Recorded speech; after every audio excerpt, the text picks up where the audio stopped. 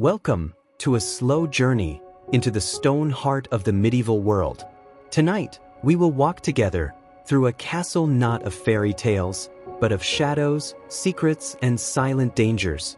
Each step will take us deeper through gates, halls, and chambers, where lives were lived and often lost. As you listen, let your eyes grow heavy, let the rhythm of history soothe you, and let the stones of the past guide you gently into sleep. Far away, in the fading glow of sunset, a castle rises against the horizon. Its towers cut the sky like dark teeth.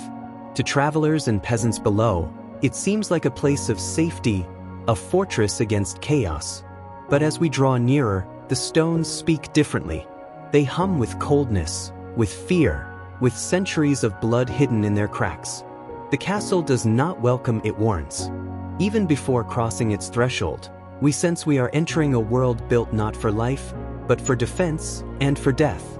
We approach the moat, water still and black, reflecting the battlements above.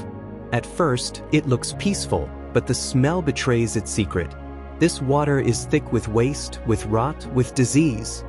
Here, garbage from the kitchens, filth from the privies, and blood from the butchery all found their way. In summer, it bubbles with insects. In winter, it freezes into jagged shards of ice. The moat was no shimmering mirror of safety.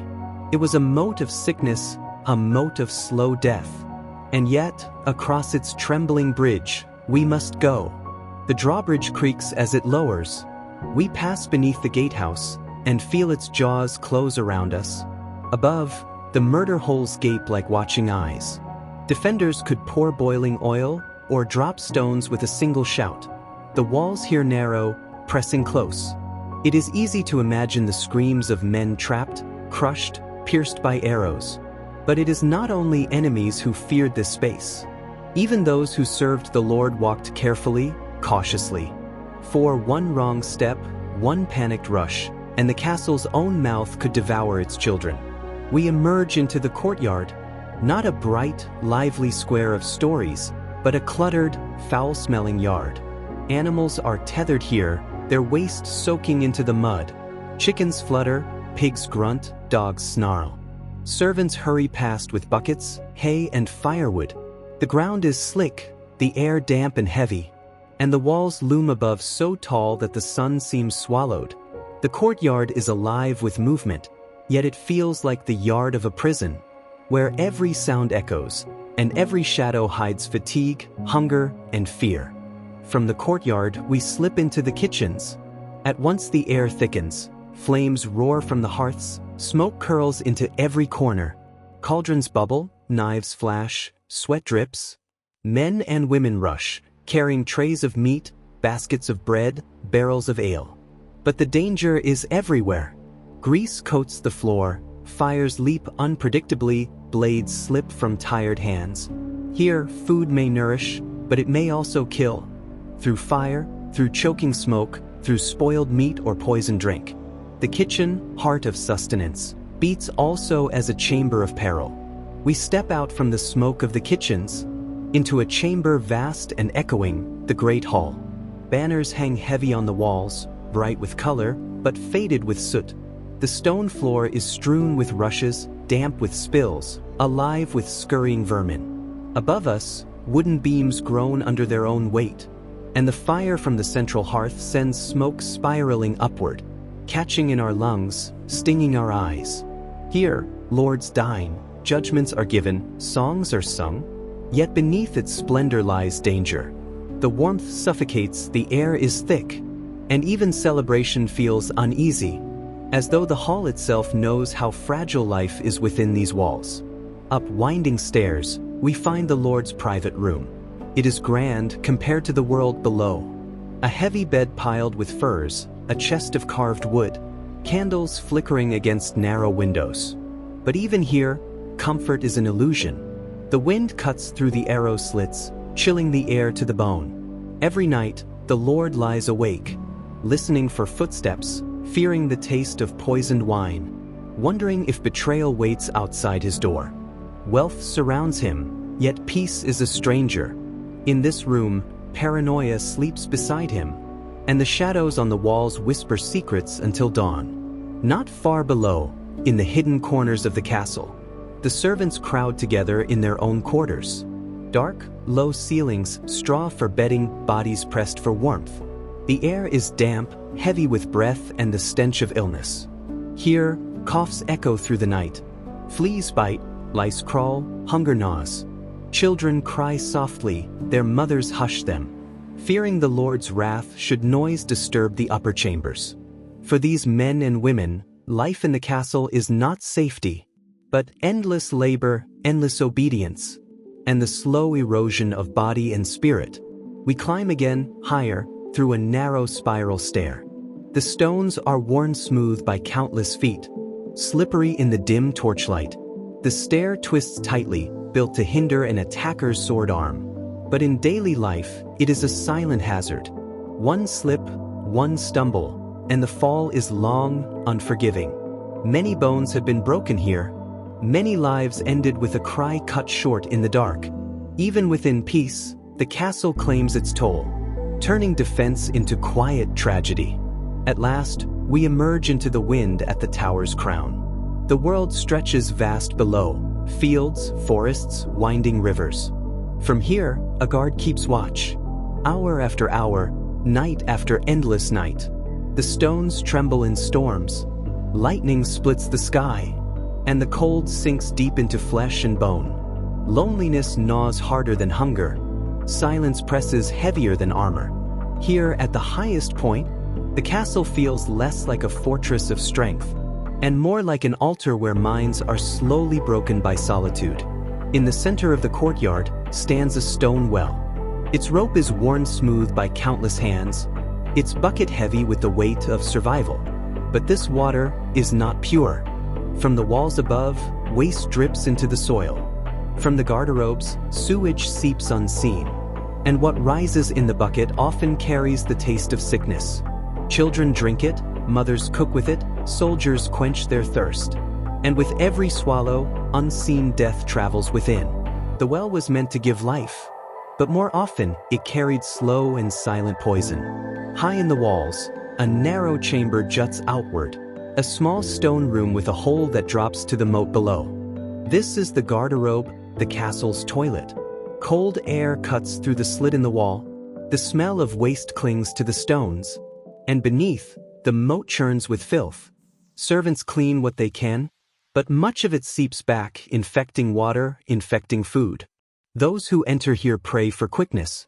Yet disease lingers in the air, and even a visit to relieve oneself becomes a brush with death. When night falls, the true rulers of the castle emerge. Rats scurry across the rushes on the floor, their eyes glinting in the glow of dying torches. They feast on scraps from the kitchens, on grain from the storerooms, on waste from the garderobes. With them come fleas, lice, and parasites, small, relentless carriers of plague. Children wake to the sound of gnawing teeth, to the tickle of fur against their skin. The castle walls hold armies of vermin, marching unseen, spreading fear with every bite. It begins with a cough in the servants' quarters, a fever in the kitchens, a shiver in the great hall. Soon, bodies weaken, sores bloom, eyes glaze. The sickness travels quickly, through shared air, shared water, shared fear. Some blame the moat, some whisper of curses, others suspect poison bread, but no cure is found. The castle, proud in its defenses against steel and fire, is helpless against the invisible army of disease. Walls that repelled enemies cannot repel death that walks in silence. When plague comes, the castle becomes a tomb. Doors are barred, fires burn to mask the stench. Servants collapse in the courtyards, guards die at their posts, lords hide in chambers that offer no escape. The sound of footsteps fades, the halls grow still. In the great hall, once alive with feasts and laughter, only silence lingers, broken by coughs and cries.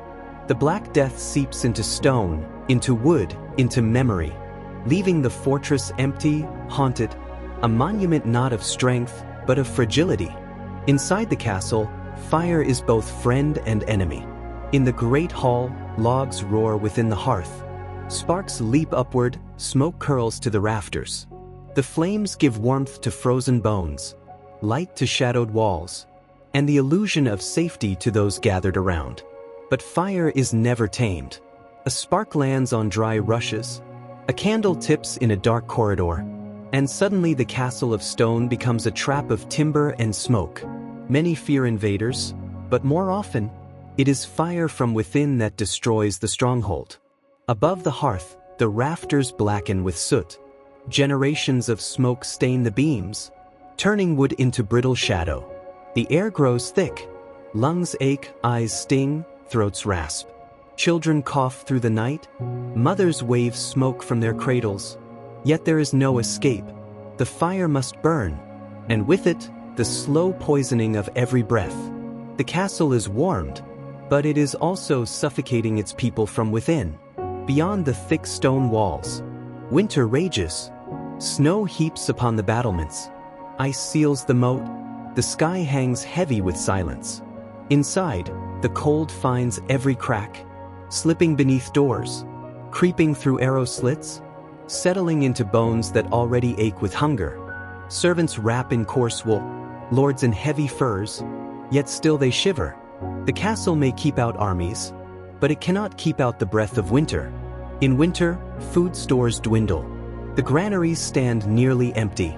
The salted meat grows foul with mold. Bread hardens to stone. The wealthy feast at the high table. Boars roasted, wine poured, but even their abundance tastes of fear. For if the winter stretches long, if snow blocks the roads, even the richest will hunger. Below, in the servants' halls, bellies ache, children whimper, and hope shrinks with every passing day. The cold starves body and spirit alike. When the cold is deepest, the castle falls silent. Fires burn low. The halls echo only with the groan of ice. In the stables, animals stand stiff with frost. In chambers, blankets pile upon the weak. Yet many never wake again. Winter is the great equalizer. It takes lord and peasant alike. It gnaws through gold and wool. It silences laughter. It slows the pulse of life. And when the thaw finally comes, the castle breathes again, but always with fewer voices than before.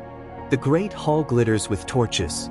Tables groan under roasted meats, golden bread, and silver cups brimming with wine. Music drifts, laughter echoes, and yet beneath the splendor lurks unease. For in the world of lords and ladies, food is never only food.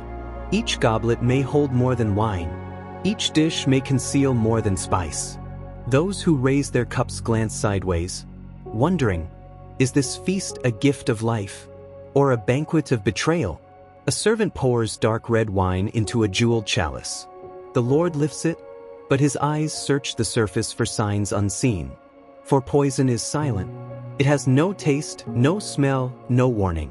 It creeps into cups with a servant's hand, slips into stews with a cook's ladle, and once it passes the lips, the fate is sealed. A burning throat, a twisting stomach, a heart that stutters, and silence forever after. In the castle, trust is as fragile as glass. Food meant for celebration becomes a battlefield. Tasters are forced to eat first, their lives offered as shields for the powerful. A bite of bread, a sip of ale, a swallow of soup, and all wait in silence. If the taster lives, the feast continues. If not, panic erupts, and joy turns swiftly to terror. Each meal is a test, each bite a gamble, and fear sits at the table with every guest. Among the crowd, servants move like shadows. They carry platters, refill goblets, sweep crumbs from beneath jeweled shoes. They are unseen, yet they see everything. And sometimes one is paid in gold, or promised escape, to slip a powder into a cup, a drop into a bowl. The servant bows, the Lord drinks, and in that single moment, the balance of power shifts forever. In the aftermath of feasts, rumors spread like wildfire. Who placed the cup? Who touched the bread? Which hand betrayed the master? Brothers accuse brothers, wives suspect husbands, friends eye each other in silence. The castle grows colder not from winter, but from mistrust. For within walls of stone, the deadliest enemy is not an army outside, but a whisper within. The feast above has ended. The last torch flickers in the hall. Laughter fades into uneasy silence. But beneath the castle, far below the warmth of fire and the comfort of bread, lies another world. A place not built for joy, nor for honor, but for punishment. The air grows colder with every step downward. The stone staircase spirals endlessly, narrow, slick with dampness, as if the very walls weep for the souls they contain. The sound of chains rattles faintly, distant yet unmistakable, like the echo of sorrow trapped in stone. Down here, sunlight never enters. Day and night dissolve into one endless shade. This is the dungeon, and once you pass its gate, you belong not to time, nor to life, but to the silence of the earth itself. Prisoners crouch in the darkness. Some once wore fine clothes, now reduced to rags soaked with filth. Some were thieves, some rebels, some merely unlucky, caught in the wrong whisper. At the wrong moment, iron shackles bite into wrists and ankles. The floor is cold stone, strewn with straw that rots as the seasons pass. Rats scurry boldly, feeding on scraps, sometimes on the living, sometimes on the dead. Their breath clouds the air. Their bodies huddle together not for friendship, but for survival against the creeping chill. And above them, the castle feasts, oblivious to the silent army of despair below. Deeper still, beyond the cells, lies a chamber. Here the walls are stained not with soot of fires, but with the memory of screams. Wooden racks stretch limbs until bones snap like brittle branches. Iron maidens, shaped like human shells, close slowly, embracing their victim with a kiss of steel and spikes. The wheel, the stocks, the whip, all instruments of a grim orchestra that plays the same song, fear. But often the pain was not for truth. Confessions whispered in agony were rarely true, but truth mattered little. What mattered was control. The castle was not just a fortress of stone, but a fortress of the mind, where terror became its strongest wall. For the prisoner, time ceases. There is no sunrise through narrow windows, no bell to mark the hours, only the drip of water, falling from cracks above, marking moments like the ticking of a clock no one can see. Hunger gnaws endlessly. A bowl of gruel arrives, sometimes once a day, sometimes not at all. Thirst burns like fire, and the water, when given, tastes of rust and stone. Sleep is haunted by the sound of footsteps. Are they coming for me? Am I to be taken to the chamber? Or forgotten entirely, left to rot in the dark until bones crumble to dust? The dungeon is not merely a prison. It is a grave that buries the living, long before death claims them. Above, the castle rises proudly. Flags ripple, horns call, lords plot and ladies whisper.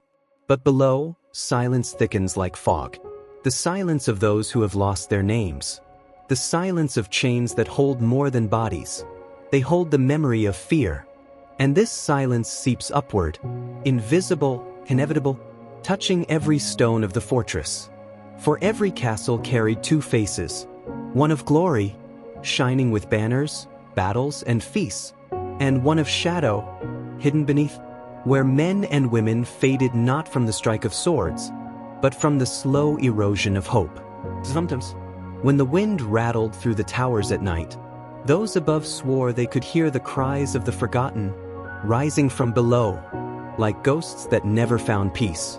We climbed the narrow spiral staircase once more, its stone worn smooth by centuries of hurried feet. Each step curves inward, forcing the right-handed to fight against walls, built this way to give the defenders advantage in battle. But in daily life, it is an unrelenting hazard.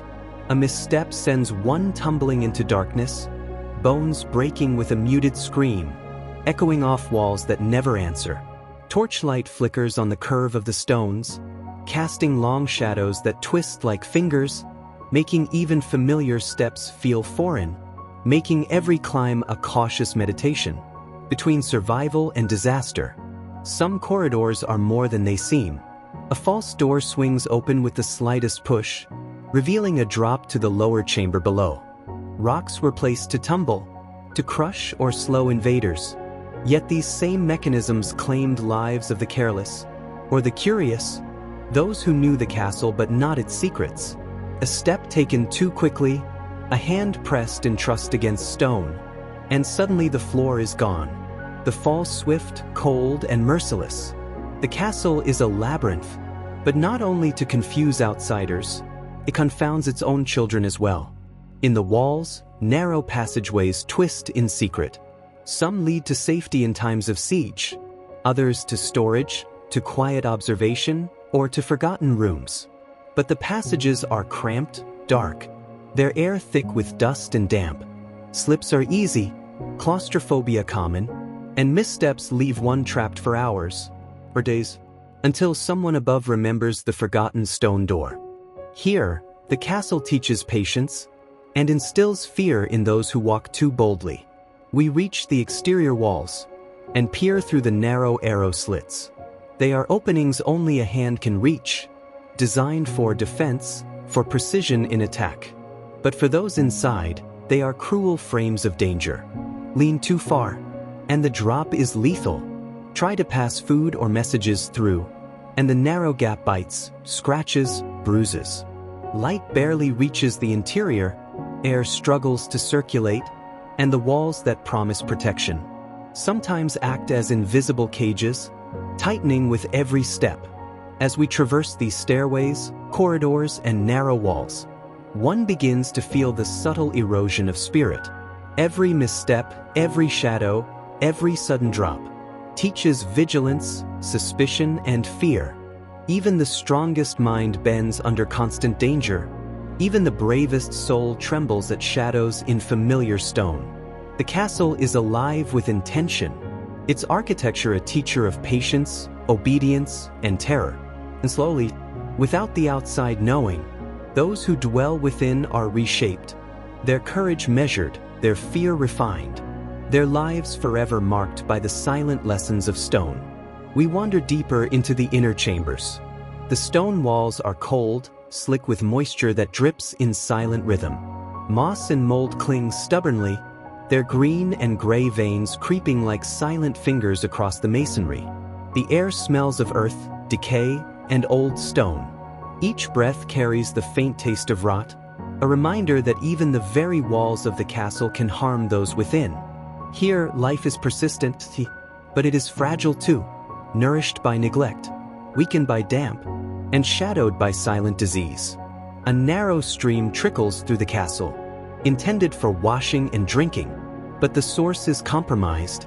From privies high above, from runoff of kitchens, from the relentless seep of human waste, the water carries secrets unseen. Soldiers drink to quench thirst, children sip to chase sleep, and with every swallow, invisible enemies march inward. Typhoid-colored plague, walls that repel steel do nothing against these silent intruders. The moat, the well, the cistern, all can betray the innocent as easily as the guilty. A cough begins in the servants' quarters, then spreads like wildfire along the corridors. One by one, bodies weaken. Fever burns, eyes glaze, skin chills. The castle's cramped halls make perfect vectors for disease. Sickness knows no rank, no station. It moves silently, patiently, claiming those above and below, guard and lord, cook and child alike. And still, the stone walls loom proudly, a monument to strength, unaware of how hollow that strength feels. To the bodies within it, the air grows heavy with the smell of rot. In forgotten corners, bodies lie unclaimed. The servants whisper of curses. The children grow afraid of every shadow. Even the dogs avoid certain passages, their instincts sensing the unseen peril. Plague is invisible, yet everywhere. It moves with the subtlety of the wind, slithers through water, climbs through crevices, and finds its host without warning. The castle, magnificent in its stone and timber, cannot shield its inhabitants from decay that seeps through air, water, and flesh. We pause in a quiet hall. No laughter echoes here, no music drifts. Only the slow drip of water, the faint rustle of rats, and the occasional cough that breaks the silence. Life here is a careful balance. Every breath, every sip of water, every step on slick stone carries risk. The castle is a fortress of survival, but survival comes at a cost. Fear, sickness, and exhaustion intertwine, weaving a quiet tapestry of suffering that leaves its mark on every soul who dwells here.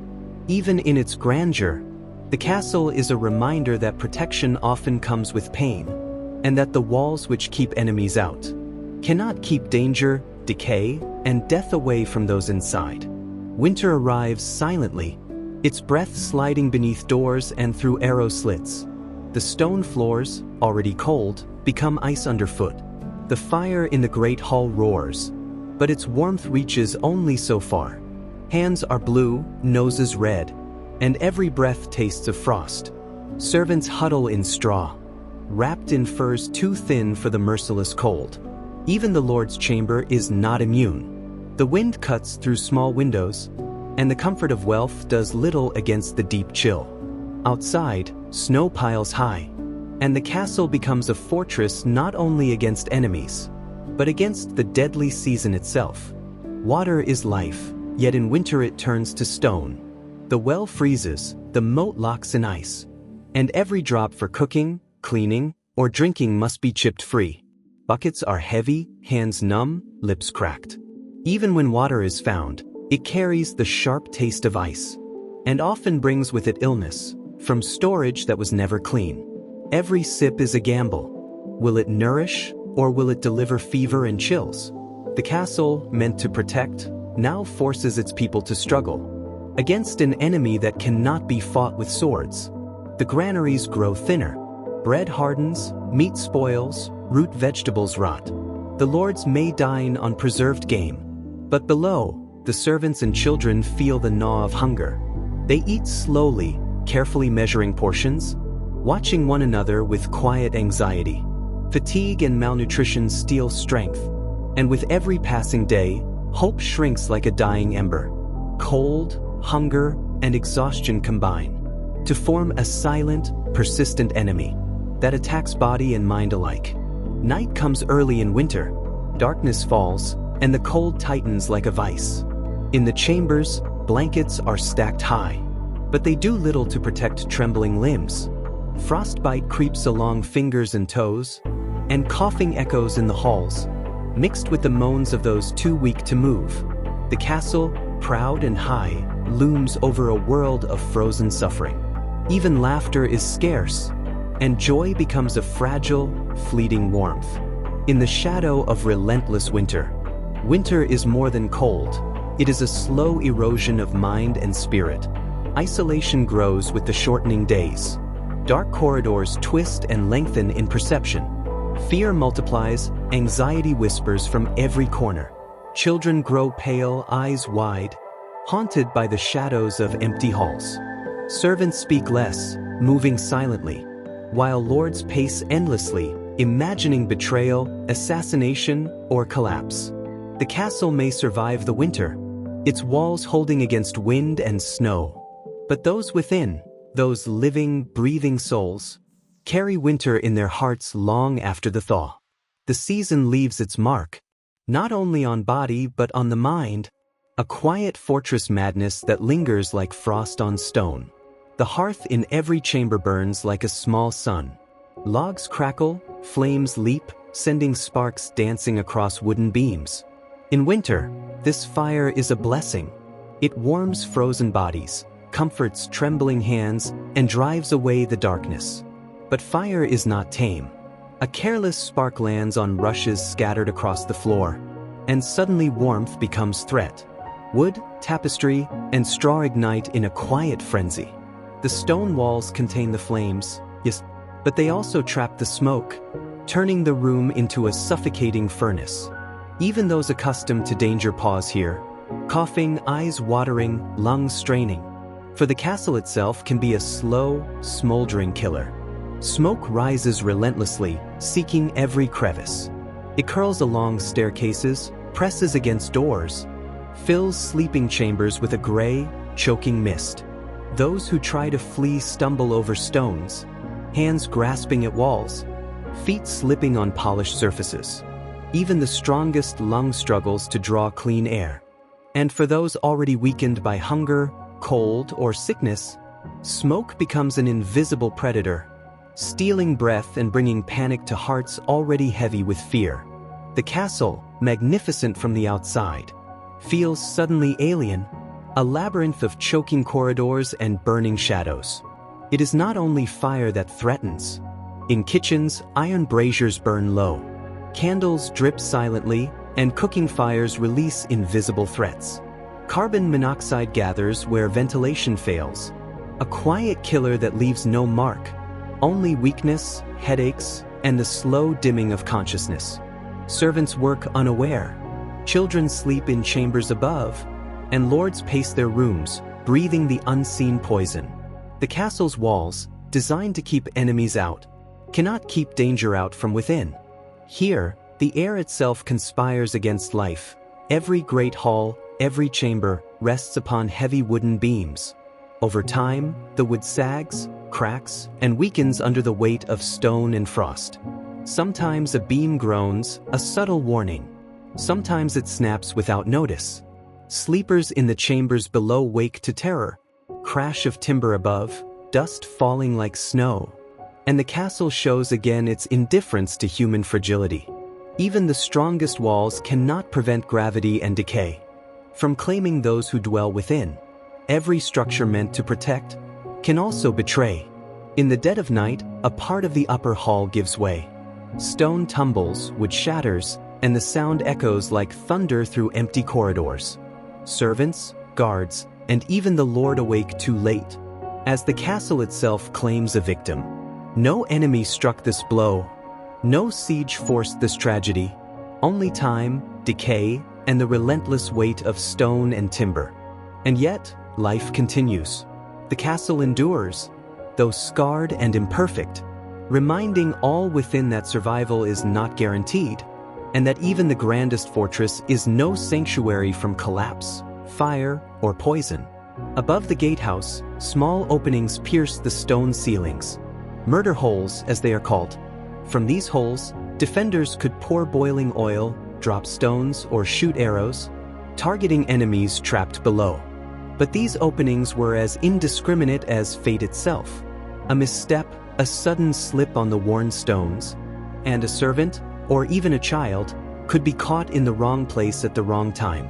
The very architecture meant to protect also carries a silent, invisible threat. Stone walls, towering and imposing, hold secrets that can kill as easily as any invader. The castle is a maze of staircases, walls, and corridors. Each turn is a lesson in vigilance. Each passageway designed to confuse, trap, and intimidate. For outsiders, these features are terrifying. For insiders, they are exhausting. One wrong turn in a dimly lit corridor, a slip on damp stone, and the fall may be fatal. Yet, beyond physical danger, the labyrinth exerts a mental weight. Residents walk carefully, always calculating, always suspecting. The castle's defenses create not only enemies outside, but a growing paranoia inside. Not all who died in castles fell to swords or arrows. Spiral staircases claimed hands, feet, and lives. Loose stones sent travelers plunging. Collapsing beams and falling roof tiles struck without warning. Daily life is transformed into a cautious dance. Carrying firewood, fetching water, climbing narrow stairs. Each simple task can become deadly. And yet, life continues because the walls demand endurance. And survival, no matter how fragile, is still a victory. Even when danger does not strike, fear does. Every shadow is suspect, every sudden noise a threat. Servants whisper in corners, children startle at small sounds, and lords and ladies pace chambers sleeplessly. The architecture, designed for protection, becomes a tool of psychological warfare. Murder holes, arrow slits, and narrow corridors whisper a constant reminder. One false move, one misjudged step, and life can end abruptly. This is the invisible cost of stone and timber, the erosion of peace and the slow shaping of a haunted mind. over time, constant danger reshapes the soul. Residents grow wary, anxious, even paranoid. Children learn fear before they learn to read. Servants anticipate betrayal and accident alike. Lords suspect friends, question allies, and sleep lightly. This is the slow, creeping madness of the fortress. A psychological prison built within walls of stone. Even when the enemy retreats, even when the fire dies, the mind remembers every threat, every shadow, every drop of boiling oil, and carries it forward, a subtle, unending burden that binds the living to the memory of danger. In the lower halls lies the kitchen, the heart of the castle's daily life. Here, fires roar day and night, pots boil, spits turn slowly, and the smell of roasting meat drifts upward. It is a place of warmth and sustenance, but also a place of danger. Flames leap unpredictably, wooden beams are close overhead, and the floors are slick with grease and water. Every step must be careful, every movement measured, for one slip could send a cook tumbling into a roaring fire, and a single spark can ignite a hall of straw and timber. Smoke rises relentlessly from every hearth, curling through the corridors like a silent predator. Eyes sting, throats burn, and the thick air makes breathing a labor. Servants cough, fans of flames flicker, and children who wander too close must be pulled back quickly. Heat and smoke intertwine, creating a constant tension between life and hazard. Here, comfort is fleeting, and even sustenance comes with a price. The kitchen is never still. Pots clatter, knives scrape, and the air vibrates with shouts. Servants rush to fetch ingredients, stir cauldrons, carry heavy water pails. In this chaos, accidents happen constantly. A hand scorched by a hot pan, a trip over a loose stone, or a careless movement that topples a stack of burning logs. Even in a castle built to resist armies, the greatest threat can be found in the rhythm of daily life. A reminder that survival is earned not only in battle, but in the careful, constant attention to fire, water, and human error. Smoke and soot accumulate in hidden corners, creeping along walls and ceilings, settling into every nook. Iron tools grow hot to the touch. Oil splatters unpredictably. The smallest mistake can start a blaze, and the castle that protects above becomes a trap below. Even the most skilled cook lives with tension, knowing that the dance between fire and stone is delicate, and that a single error can transform life into disaster. Yet life continues. Meals are prepared, bread baked, and feasts delivered to the lords and ladies above. Children peek in to watch. Servants hurry past with baskets of food, and the castle hums with the rhythm of survival. It is a world where fire sustains, and yet fire threatens. Where warmth is a blessing, and smoke is a silent predator. The kitchen is the pulse of the castle, alive with movement, danger, and necessity. And in this pulse, the people learn to navigate peril every day, shaping a life that balances between nourishment and hazard, between survival and disaster. High above the kitchens and dungeons, the sleeping quarters promise relief, a temporary refuge from the dangers of the castle below. Yet comfort is fragile here. Stone floors are cold, beds stuffed with straw that harbors pests, and the thin wooden beams above groan under centuries of weight. Even the warmth of a fire cannot reach every corner. Shadows stretch across the walls, and the mind begins to sense threats in every sound, in every creak, in every flicker of candlelight. Parasites thrive where the castle's stone meets human flesh. Lice crawl through hair, fleas leap from bed to bed, and small insects make homes in clothing, bedding, and skin. Sleep is restless. Hands scratch unconsciously, bodies twist and turn in discomfort, and the quiet night becomes punctuated by the soft hum of unseen life. Even the strongest body tires under such relentless irritation, and the mind, already wary of the castle's architecture, finds no rest in the chamber of supposed safety. The fires below do not confine their smoke to the kitchen. Through narrow shafts and imperfect chimneys, toxic fumes rise, filling sleeping quarters. Carbon monoxide gathers quietly, unseen and undetectable, sapping strength, clouding judgment, and leaving a subtle, creeping weariness in those who lie down to sleep. The very walls that shelter the residents carry danger upwards, and the sanctuary of rest is no longer free from peril. Wooden beams above twist and bow under the weight of time. Roof supports sag. Cracks creep along the stonework. In the dead of night, a sudden snap may echo through the chambers. Dust falls like snow, and sometimes entire beams collapse. Those below wake in terror, hearts pounding, bones bruised, and the mind learns yet another lesson. Even safety is temporary. Even stone and timber conspire against human fragility. Even without injury, the sleeping quarters are prisons of the mind. Darkness feels oppressive. Every groan of the castle, every shift in the wind, echoes like a threat. Children grow anxious, waking from nightmares of falling stones, fire, or unseen hands. Servants develop nervous habits, flinching at shadows and sudden noises. Lords and ladies lie awake, mind racing with fears of attack, collapse, or poisoning. The castle is alive with danger, and over time, that danger becomes an ever-present companion, weaving a slow, silent terror into the lives of all who dwell within its walls. Winter descends fully, and the nights stretch endlessly across the castle. Darkness fills every corridor, every hall, leaving only flickering torches and the pale glow of moonlight through narrow arrow slits. Time becomes fluid, hours bleed into days, and every shadow seems alive, moving with intention, watching those who traverse the stone halls. The mind, deprived of sunlight, begins to falter. Eyes strain in the dim light. Sleep is interrupted, and even the bravest begin to sense the weight of endless night pressing down upon them. In the farthest towers, residents are alone. A single servant in a turret, a child in a distant chamber, a guard pacing the ramparts. Isolation stretches the imagination.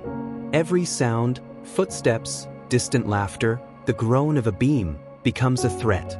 The mind fills in the gaps, inventing enemies, spies, and shadows that do not exist. Even those who are together feel the chill of solitude. Conversations are brief, cautious. For mistrust thrives in the long, dark winter. Whispers float through the halls, soft and barely audible, but heavy with suspicion. A servant wonders if a fellow is plotting betrayal. A child fears unseen hands at the door. The Lord imagines assassins climbing the spiral stairs. Fear, subtle and constant, becomes an invisible architecture within the castle itself. Stone and timber shape the body, but the silence and darkness shape the mind. And over time, one begins to wonder, where does danger truly lie? Outside the walls? Or within them, in every shadow, in every whispered word? By the third month of deep winter, paranoia tightens its grip. Servants double-check locks, carry knives in their belts, and watch each other with unblinking eyes. Even the Lord is not spared. Every visitor is questioned, every gift suspected, every sound a potential threat. The castle, built to repel armies, becomes a crucible of mistrust, where even the most loyal may doubt, and every interaction is shadowed by fear.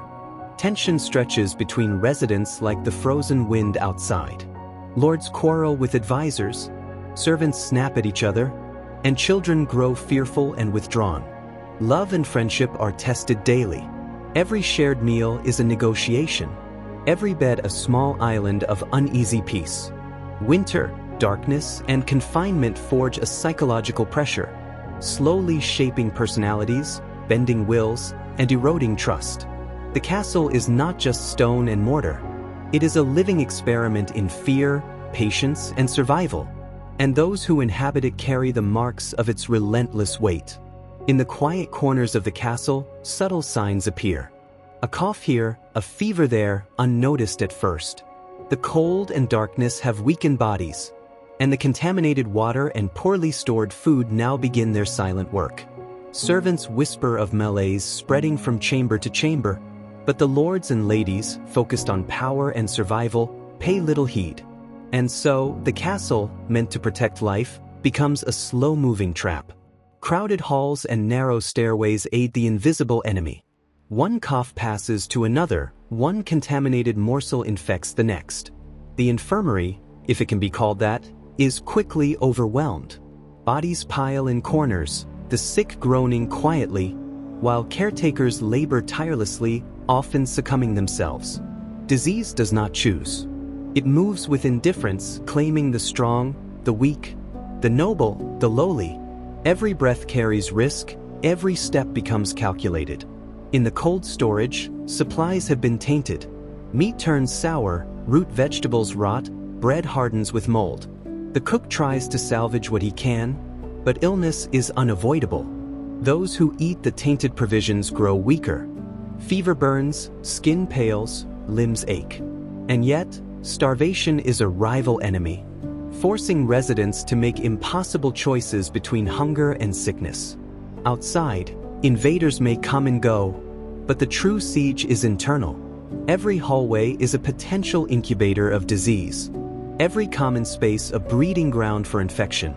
Even the strongest walls cannot keep out these silent assailants. The castle, proud and impregnable in appearance, cracks under the invisible pressure of sickness and decay. Fear of contagion grows alongside fear of physical attack. Bodies weaken, minds fray. Those who survive carry memories of sickness, of the screams of the afflicted, of nights spent watching loved ones succumb. Isolation, darkness, and fear compound the misery. The castle does not comfort, it observes, walls absorbing suffering, corridors echoing with loss. And slowly, every soul learns the harsh truth. Survival is temporary, and protection comes at the cost of constant vigilance, physical strain, and unending psychological pressure. In the quiet halls, suspicion grows like ivy on stone. Servants glance over shoulders, questioning intentions, while lords read every gesture, every word, as a potential threat. The castle's defenses, designed for war, train the mind to anticipate betrayal. Every knock at the door, every sudden movement, sparks a small panic. Trust becomes fragile. Even allies are watched carefully, and peace is measured in moments, fleeting and fragile. Darkness brings no rest.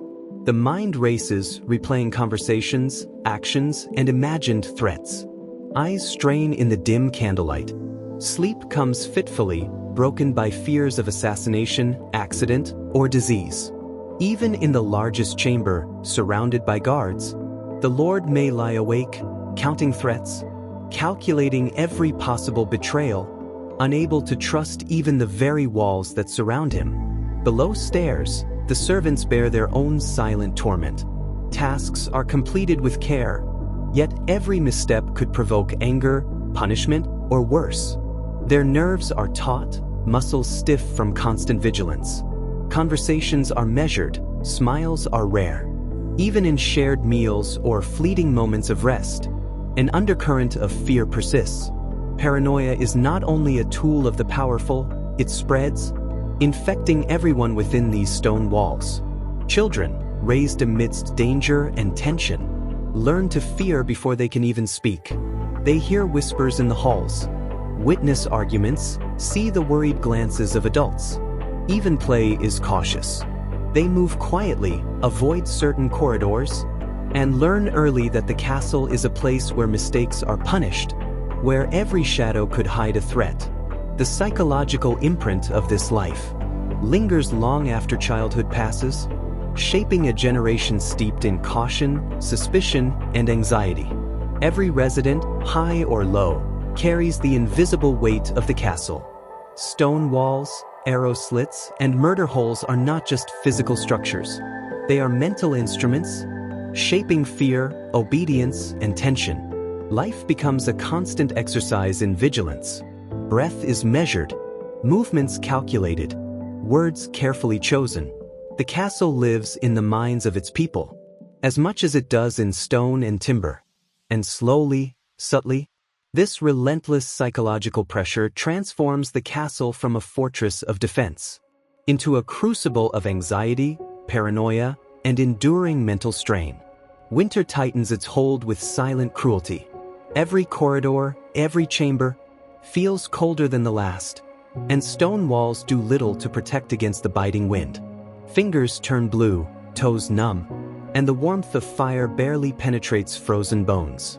Each breath is sharp, each movement labored, and the mind grows sluggish under the relentless cold. The castle, meant to shelter, now presses upon its inhabitants, like a weight that chills both body and spirit. The well and moat lock into ice, and every drop of water must be chipped free. Buckets are heavy, hands raw and bleeding from the cold. Even the small pleasure of a warm drink becomes a challenge.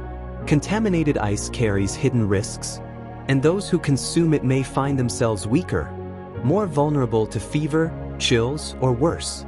Water, the essence of life, becomes both burden and threat, and survival depends on patience, endurance, and constant vigilance. Granaries are nearly empty. Meat is scarce, vegetables rot, and bread grows hard and moldy. Hunger gnaws at every stomach, and malnutrition saps strength, leaving bodies frail and vulnerable. Servants ration what little remains, watching carefully as children take the smallest portions. Even the lords feel the bite of scarcity, as winter demands endurance in every bone and every sinew. Every day is a negotiation between starvation and survival, and the slow toll is felt in trembling hands and weary eyes. Cold, hunger, fatigue, and fear compound. Even the strongest nerves fray under the relentless pressure. Hypothermia creeps quietly, wrapping fingers and toes in numbness, clouding judgment, dulling senses. Every task becomes more dangerous. Every flight of stairs, every trip to the kitchen, every errand through frozen corridors carries greater risk. And the mind, already taxed by isolation and paranoia, begins to bend under the weight of unceasing winter. Night after night, frost and darkness gnaw at courage and vitality. Children huddle under thin furs. Servants move quietly, burdened with endless duties, and lords pace the halls, awake, calculating, worrying. The castle itself seems to contract around its inhabitants. Stone walls cold, corridors long, ceilings low. Winter is more than a season here. It is an invisible predator, shaping the lives, the bodies, and the minds of everyone within. By the end of the season, the toll is clear. Strength is diminished, spirits are frayed, and the castle, though still standing, has left an indelible mark on all who survived its frozen embrace. Stone walls cannot contain human error. In the kitchens and great halls, fire roars, leaps, and dances, sometimes obedient, sometimes wild.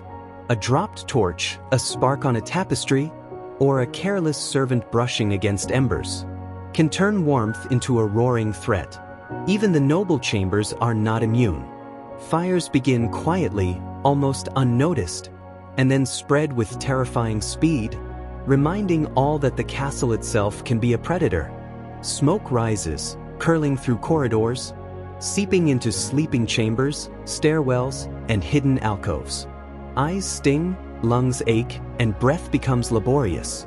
The air itself becomes dangerous, clouded with soot and invisible toxins. Even those accustomed to hardship pause, gasping for fresh air, wary of every corner where smoke might linger. The castle, built to repel enemies, now works silently to suffocate its own residents. Daily life in the castle carries its own peril. Slippery floors, loose stones, and crowded corridors make every movement a potential hazard.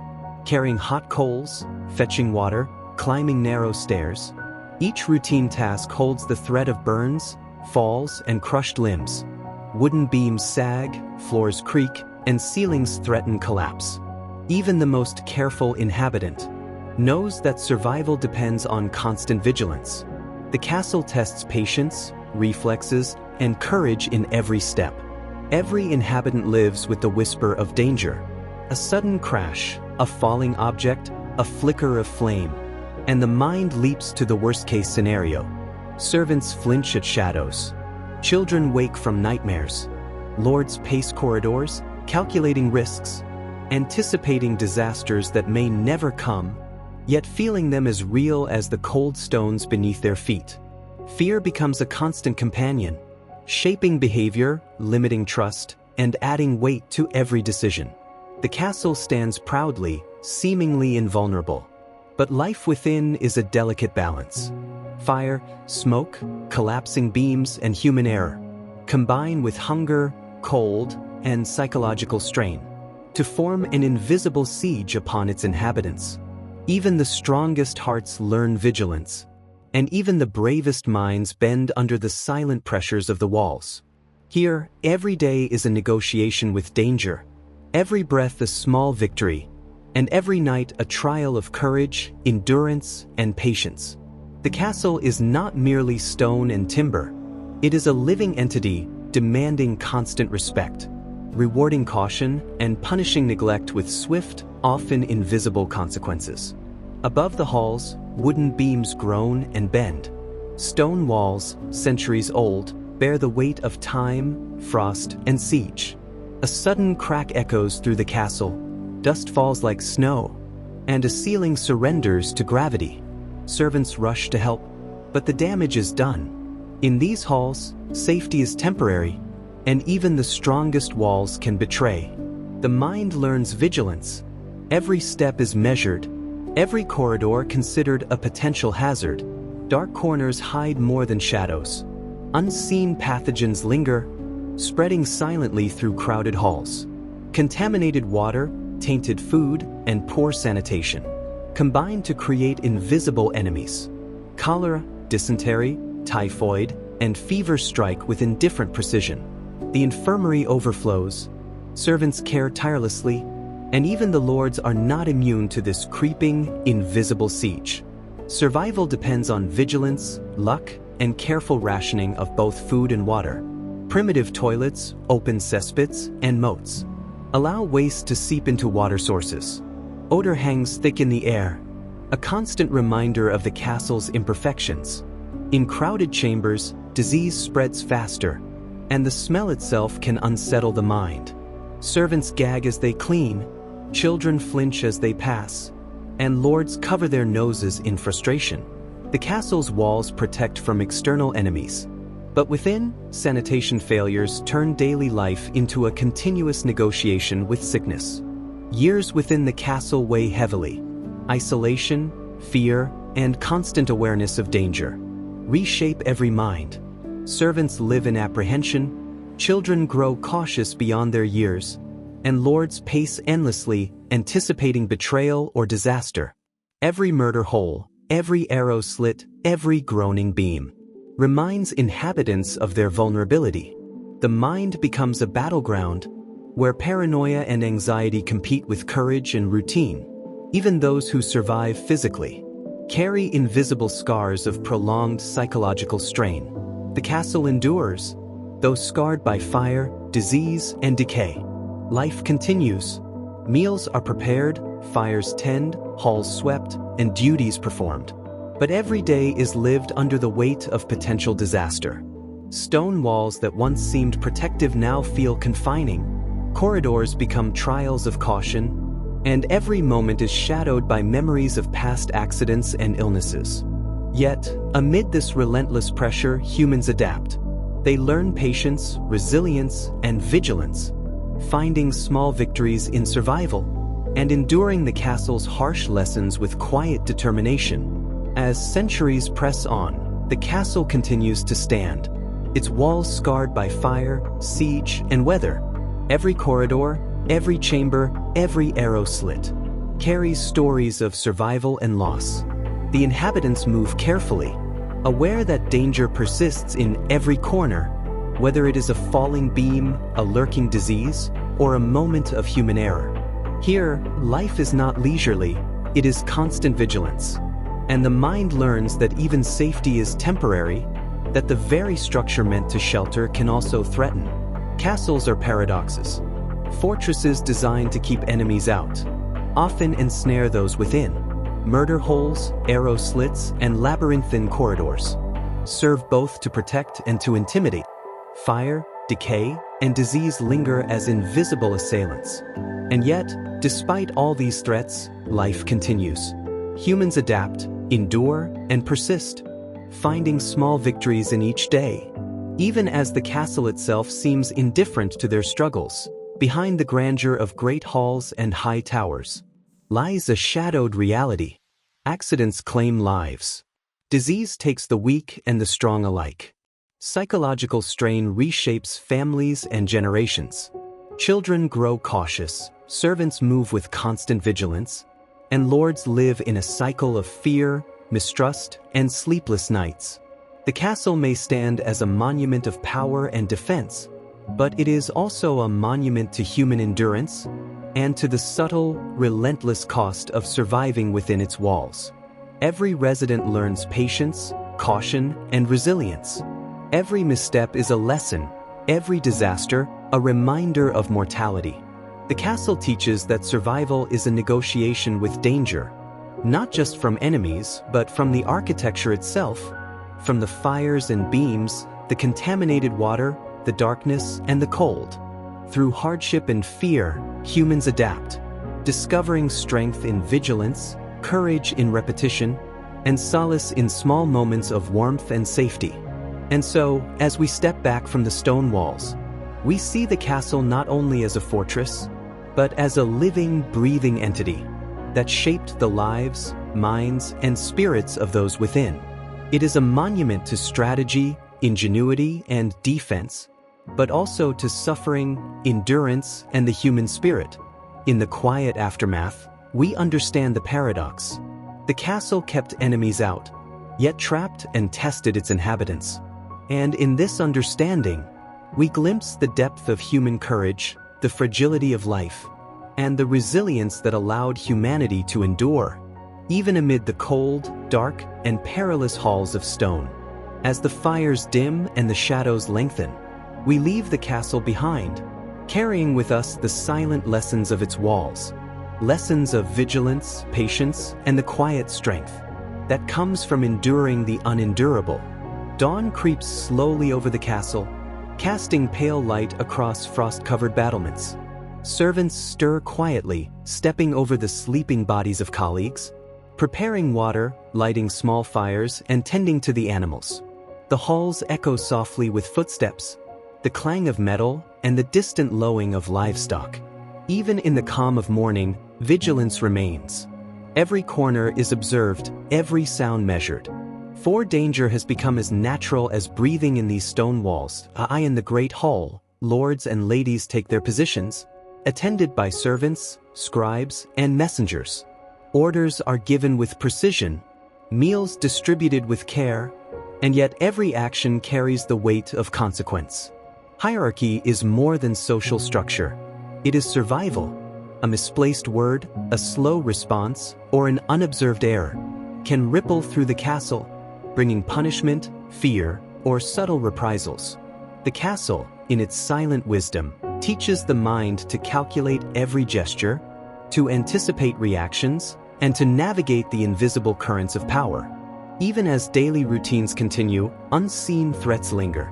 The plague, or other hidden sicknesses, move quietly through the castle. Servants cough in shadowed corridors. Children lie pale in small chambers. The water is rationed, food carefully inspected, but the invisible enemy does not yield. Every sneeze, every fever, every cough becomes a reminder that survival is never guaranteed. The courtyard, usually a place of light and life, becomes a theater of silent anxiety, where the balance between health and illness hangs by a thread. Stone walls conceal more than humans. They hide decay, fatigue, and the accumulated toll of centuries of living in close quarters. Servants struggle with exhaustion, carrying heavy supplies up narrow staircases. Cooks labor over smoky fires. Guards march tirelessly along ramparts. Every task bears hidden dangers. Slipping on wet stones, falling debris, the sudden collapse of a beam. Even the architecture teaches caution, embedding vigilance into the rhythm of daily life. Beyond physical dangers, the castle wages a silent war on the mind. Fear, isolation, and the constant anticipation of disaster press on every inhabitant. Children learn caution early. Servants navigate corridors with measured steps. Lords and ladies pace halls at night, planning, worrying, and imagining threats that may never come. Years in the castle shape personalities, instill hyper-awareness, and create a subtle, persistent tension. Stone and timber, shadow and fire, cold and disease, all conspire to test the endurance of both body and spirit. The first snows arrive, blanketing the castle in a silent, chilling white. Outside, the world is still and treacherous, while inside, the stone walls grow colder, and the wind whistles through arrow slits and battlements. The castle is enclosed, isolated from the surrounding villages, and supplies are counted carefully. Every ration, every scrap of food becomes precious, and even minor mistakes can carry consequences far beyond their size. The mind begins to notice the subtle shift. Winter is no longer just a season. It is a test, a siege by frost and hunger that respects no rank or station. In the kitchens, tension simmers along with the small fires. Meat is sparse, root vegetables hard and fibrous, bread stale and rationed. Cooks move deliberately, calculating portions, while servants carry trays carefully, measuring each morsel. Hunger gnaws at patience and tempers alike. Whispers of frustration spread quietly through the halls. Even the Lord notices the subtle irritations, and disputes flare over minor grievances. Food scarcity is not only a physical trial. It is a spark for the mind, a trigger for suspicion, resentment, and anxiety. Long days and cold nights stretch patience thin. Servants quarrel over tasks. Guards argue over rotations, and children, restless and frightened, test boundaries. Even the closest companions feel the pressure. Every glance, every word is weighted with caution. Paranoia grows quietly, seeping into conversations, gestures, and unspoken expectations. The castle, though static in its stone, shapes relationships into fragile structures, vulnerable to collapse under the stress of isolation and deprivation. With each passing day, mental fatigue deepens. Eyes grow weary, minds become restless, and the constant hum of anxiety becomes a background rhythm. The Lord fears betrayal. Servants fear reprimand. Children fear both the world outside and the dangers within. The halls themselves seem alive, groaning under weight, whispering through drafts, reminding everyone that vigilance is never optional. Sleep is restless, dreams are shadowed, and the psychological strain compounds, layering fear upon exhaustion, until the mind feels as constrained as the narrow corridors and towers themselves. Outside, frost clings to stone and wood.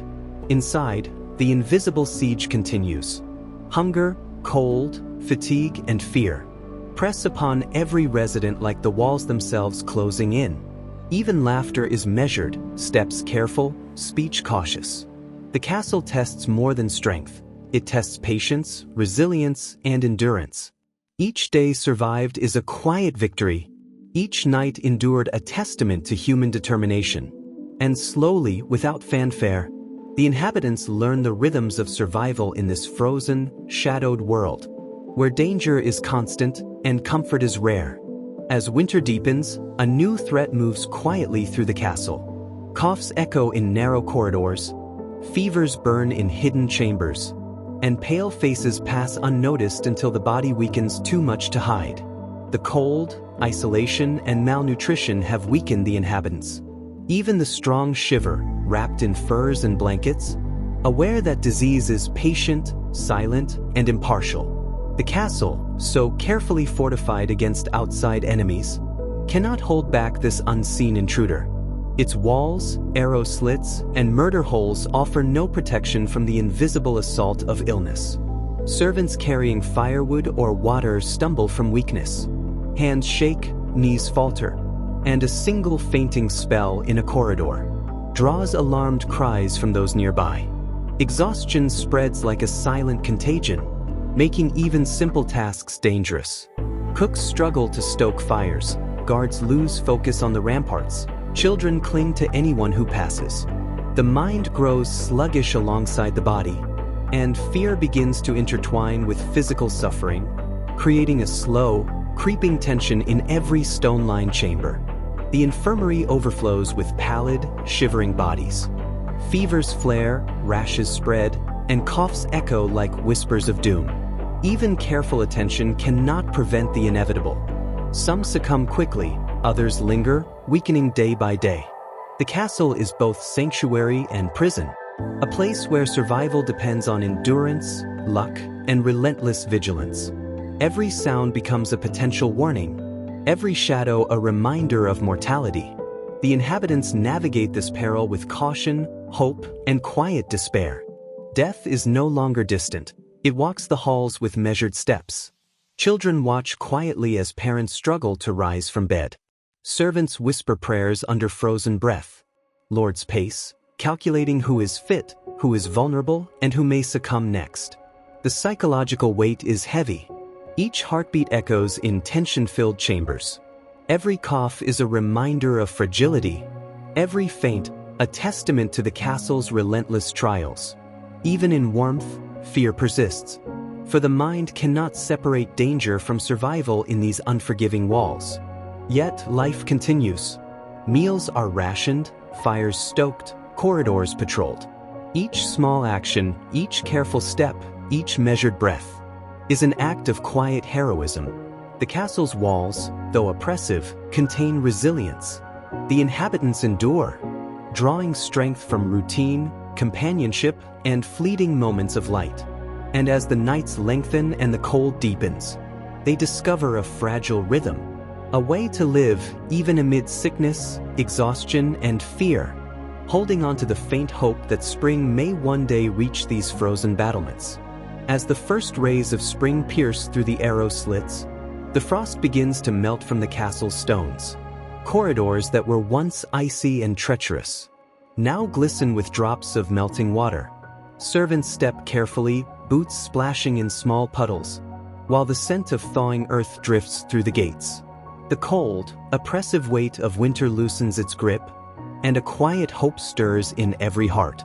Even the most battle-weary minds notice the change. Light and warmth return slowly, and survival feels less like an unending siege. In the kitchens, fires burn brighter, and broken utensils, splintered furniture, and damaged beams are patched, repaired, or replaced. Servants work with care, mending robes, weaving baskets, and sweeping away the detritus of winter.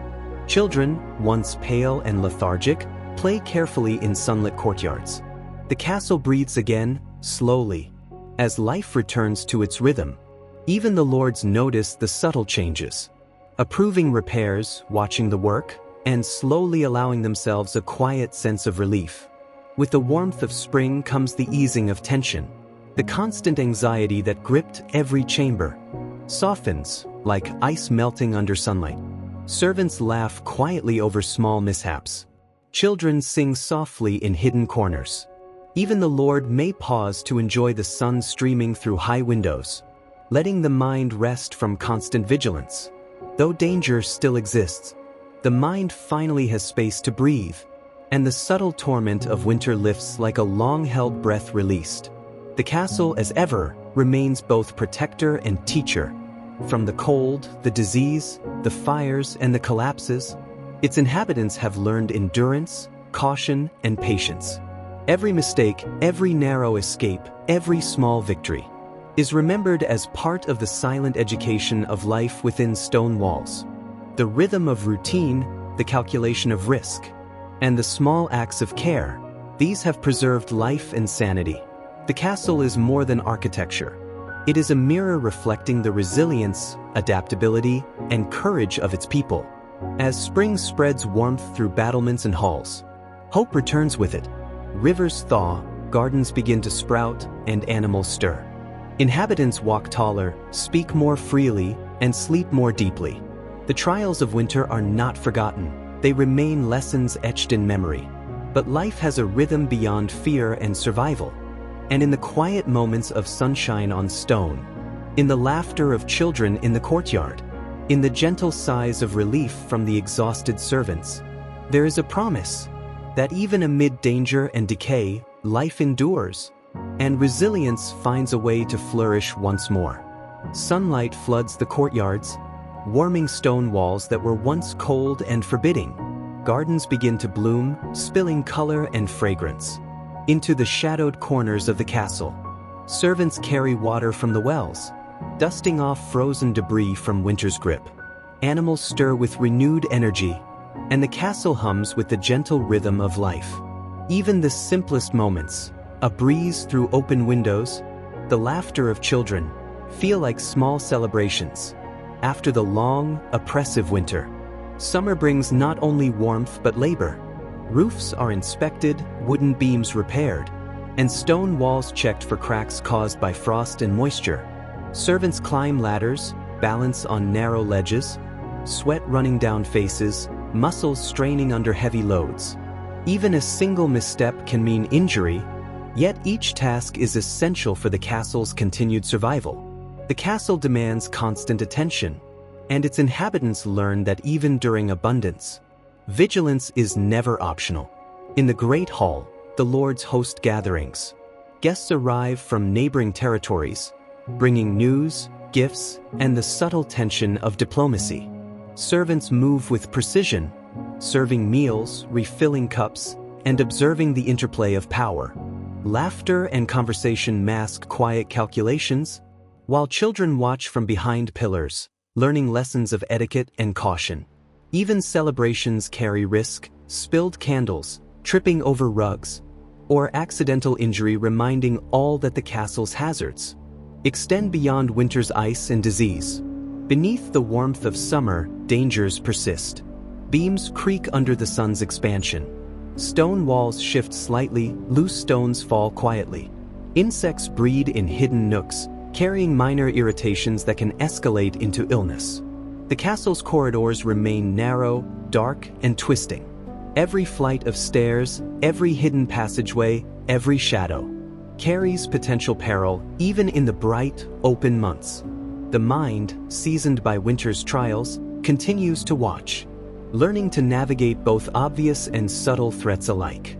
Amid the chores, the repairs, the gatherings, there is a rhythm, a calm pulse that sustains the castle's life. Sunlight, laughter, music, and work merge into a slow, meditative pattern. Even as hazards linger, residents move with grace and awareness, learning the delicate balance between caution and freedom. In these moments, the castle is more than walls and towers. It is a living ecosystem, a teacher of endurance, and a quiet reminder that life, despite its dangers, persists in measured, beautiful rhythms. Summer days can shift suddenly. Clouds gather over distant hills, darkening the sky above the castle. A low rumble of thunder rolls across the valley, echoing against stone walls. Servants glance nervously toward the heavens, while children huddle close to their parents. Even those accustomed to the rhythm of castle life feel a quiet tension as the first drops begin to fall, reminding all that nature itself can be as unpredictable as any enemy. Rain lashes against rooftops, drumming through narrow windows and arrow slits. Gutters overflow, puddles form along uneven stone floors. The wind presses against battlements, threatening ladders, scaffolds, and loose roof tiles. Servants rush to secure supplies, while animals bray in fear, their movements quick and anxious. The castle, built to withstand sieges, must now endure the silent siege of the storm, a test of vigilance, balance, and endurance. Stone walls, once dry and secure, become slick with rainwater, making every step a potential fall. Weak beams sag under damp weight. Roofs creak ominously, reminding all that even centuries-old construction can falter when confronted with nature's force. Servants navigate corridors with measured caution, feet careful on slippery flagstones, hands steady on walls, aware that accidents now carry far greater consequences. Beyond the castle, the river swells with runoff, its currents racing toward the lower walls. Floodwaters press against the stone foundation, seeping into lower chambers and storage rooms. Precautions taken in winter now serve a new purpose. Sandbags, barriers, and careful monitoring prevent disaster, but vigilance must remain constant. The river, usually a source of life and transport, becomes a reminder that the environment itself can turn into a quiet, creeping adversary. Throughout the storm, the inhabitants remain alert. Children whisper under blankets, servants move silently but deliberately. Even the lords watch from high windows, counting the time, measuring the water level, and planning contingencies for sudden structural failures. The castle teaches again, danger is not always visible, and survival depends on constant observation, patience, and calm response. Storms pass, waters recede, and beams dry. But the lessons linger. Life within stone walls is never without vigilance, and even the strongest fortress bows, in part, to the rhythms of the natural world. The sun hangs high in the sky, warm and unrelenting, casting golden light across the castle's walls and courtyards. Shadows shift slowly over battlements, while the scent of hay and ripening crops drifts from nearby fields. Servants move with purposeful steps, carrying tools, water, and supplies. Even the lords pause briefly in sunlit chambers, observing the activity below with careful calculation. The castle hums with measured energy, the rhythm of life resuming after the trials of spring storms. Stone walls, roofs, and wooden beams are inspected again. Small repairs are made with practiced hands, loose shingles replaced, thatch patched, and the wear of summer heat carefully attended to. Servants climb ladders and scaffoldings, their muscles flexing under the strain, while supervisors watch for fatigue, missteps, and accidents. Even a minor slip could have lasting consequences, and the mind remains as alert as the body in this environment. Fields and gardens must be tended with urgency. Vegetables are pulled, grains bundled, and fruits gathered. Servants carry heavy loads through narrow hallways, the scent of fresh produce mingling with the dust of the stone floors. The harvest is both sustenance and insurance, the food that will sustain the castle through the coming autumn and winter. Each task is a careful negotiation with fatigue, and every moment demands attention to avoid injury or waste. Along the battlements, guards walk in precise, measured steps. Rotations are planned with care, ensuring the castle remains secure, even as laborers, children, and lords occupy the inner halls. Eyes scan the horizon for distant travelers, ears strain to catch the faintest sounds of movement. Even as summer days are long and bright, alertness cannot wane. The castle's defenses are silent teachers. Composure, observation, and patience are as vital as swords and arrows. Beneath the warmth and busyness of late summer, an invisible strain persists. Years of vigilance, accidents, disease, and storms leave subtle marks on the mind. Servants whisper cautiously, laughter is measured, and glances are scrutinized. Even children sense the tension, learning that every step, every word, every glance carries meaning, caution, and consequence. The castle is alive with more than work and life. It holds the memories of fear, endurance, and survival. And as the sun dips slowly toward the horizon, each resident carries these lessons quietly, aware that their minds, like the stone walls, must remain strong against both visible and unseen pressures. The sun lowers in the sky, casting longer shadows over the castle walls. A faint chill creeps into corridors and chambers, hinting at the approaching cold. Servants pull cloaks tighter, children linger near fires, and even the lords pause to feel the crisp air. The castle, ever alive with activity, senses the subtle shift. The months of abundance are waning, and preparation becomes urgent, methodical, and constant. Spring storms and summer floods have left their marks. Loose stones, warped beams, and water-stained floors must be addressed before winter arrives. Carpenters measure carefully, masons replace or patch stones. Laborers haul materials up steep staircases. Even small mistakes can have long-lasting consequences. The castle demands attention, precision, and teamwork, and every resident, from lord to servant, plays a role in its maintenance. Fields are stripped bare, granaries filled, and firewood stacked high. Animals are sheltered and fed, their pens cleaned and reinforced. Every ration is calculated, every resource accounted for. The lessons of previous winters echo in each decision. Too little preparation can lead to sickness, starvation, or worse. Within these stone walls, survival is a careful balance between abundance and scarcity, caution and action. As evenings lengthen, residents gather quietly in common areas.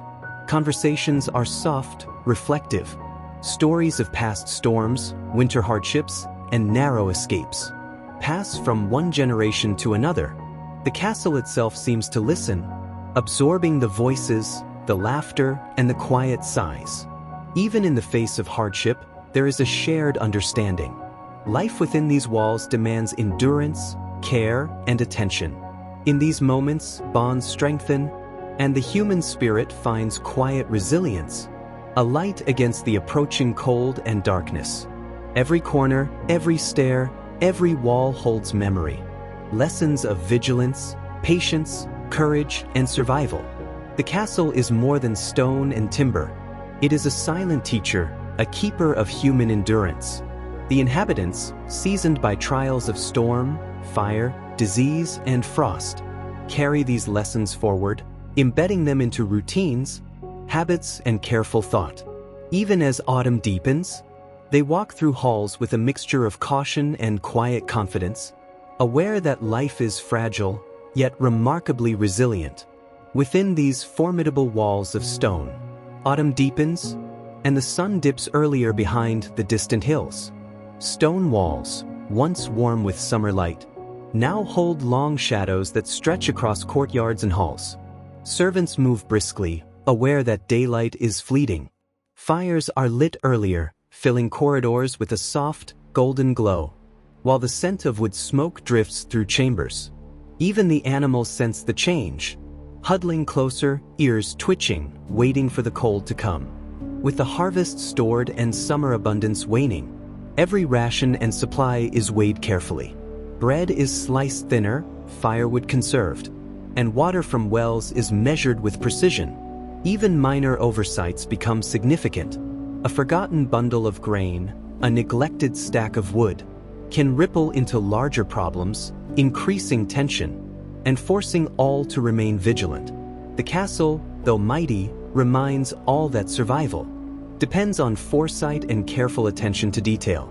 Along the battlements, guards pace steadily, eyes scanning the horizon for approaching travelers, and listening for the subtle sounds of wind, animal, or man.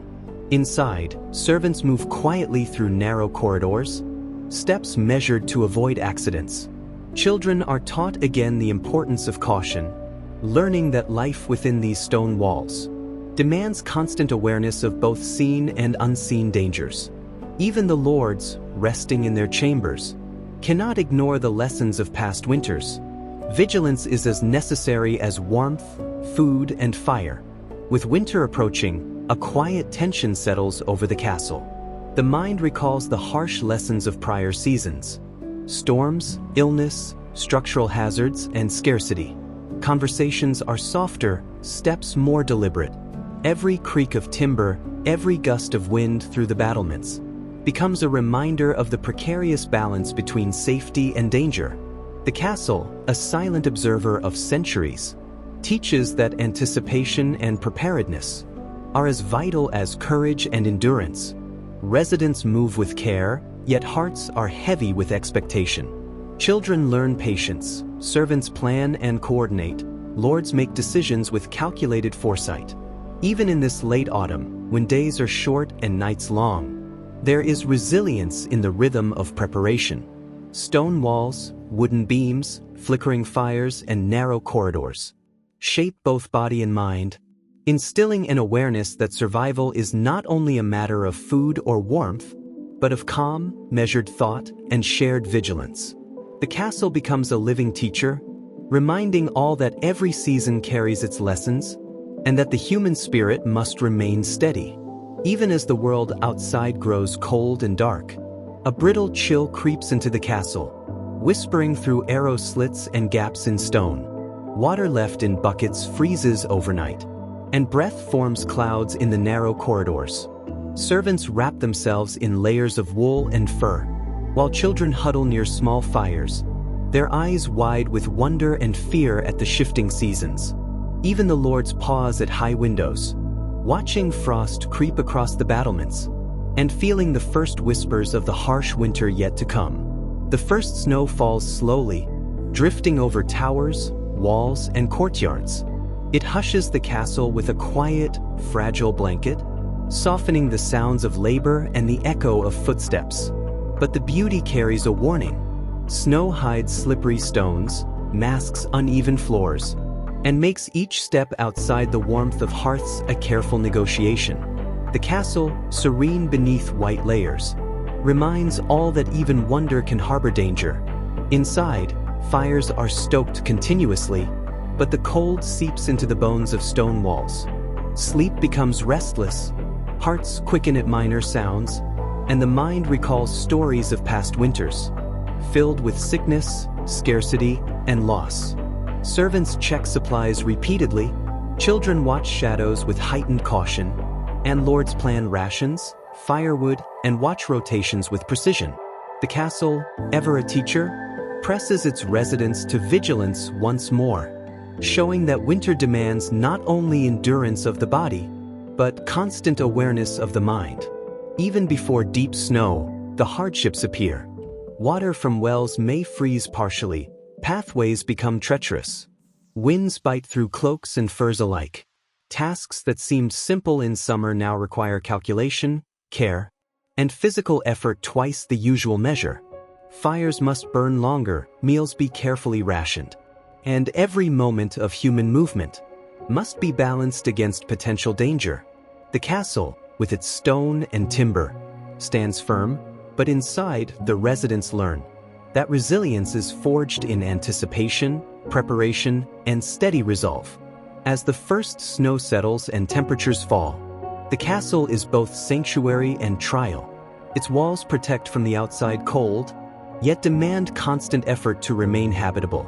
Residents move with cautious rhythm, aware that every small task, feeding animals, chopping wood, tending fires, can carry consequences far beyond its apparent simplicity.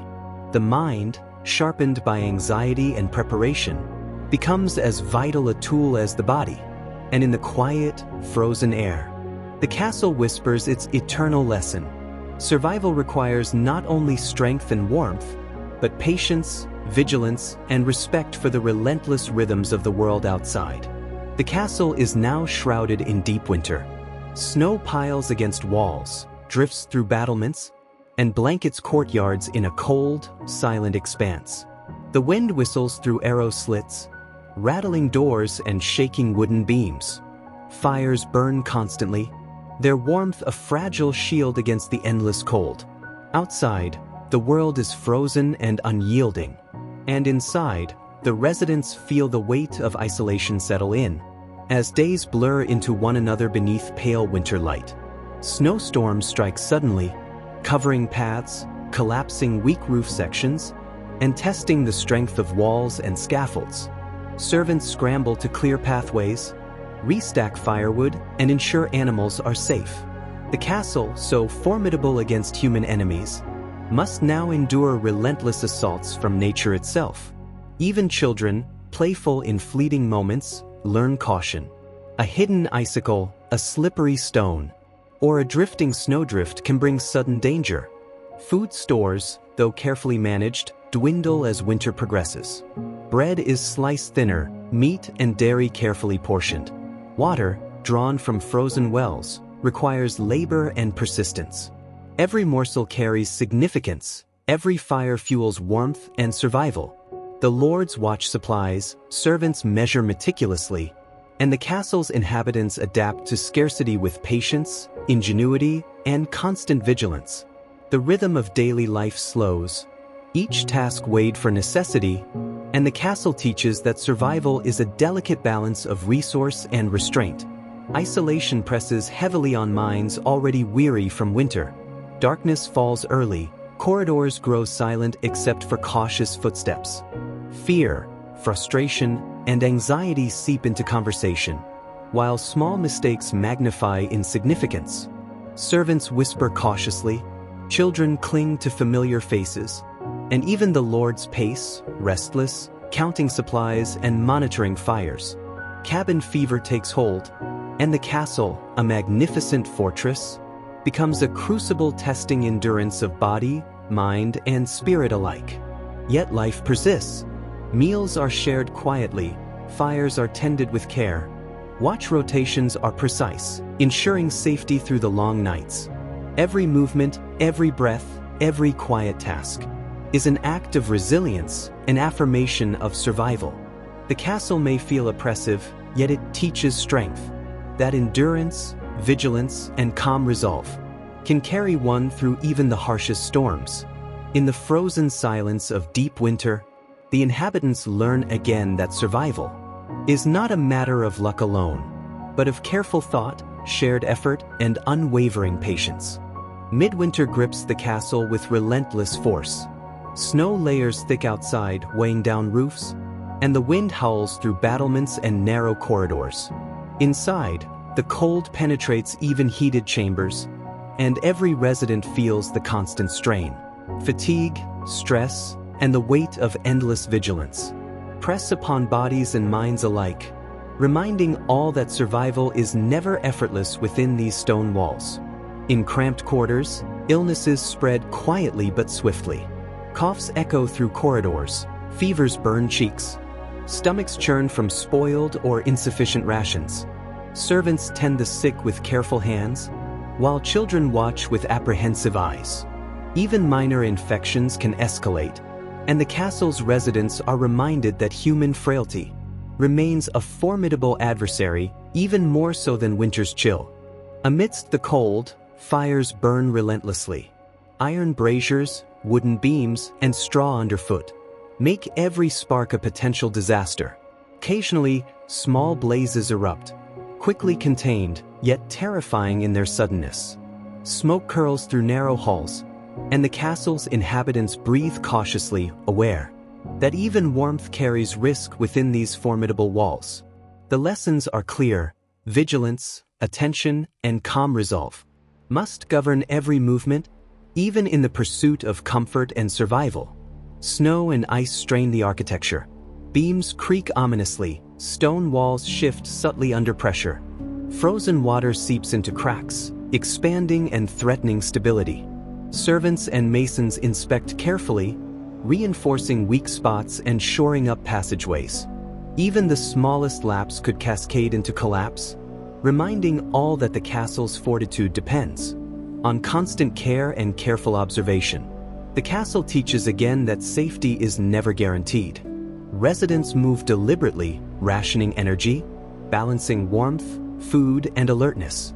Guard rotations are maintained with precision, fires stoked and monitored, every structural weakness observed, every illness noted. Despite hardship, life continues. The castle stands as a teacher and protector, reminding all that survival depends on patience, resilience, vigilance, and the quiet courage to face each long winter day within its stone embrace. Winter has settled fully, and the castle's walls echo with the quiet rhythm of endurance. Snow lies thick on battlements, and the icy wind presses relentlessly against stone towers. Inside, fires burn ceaselessly, yet warmth never fully penetrates the chill.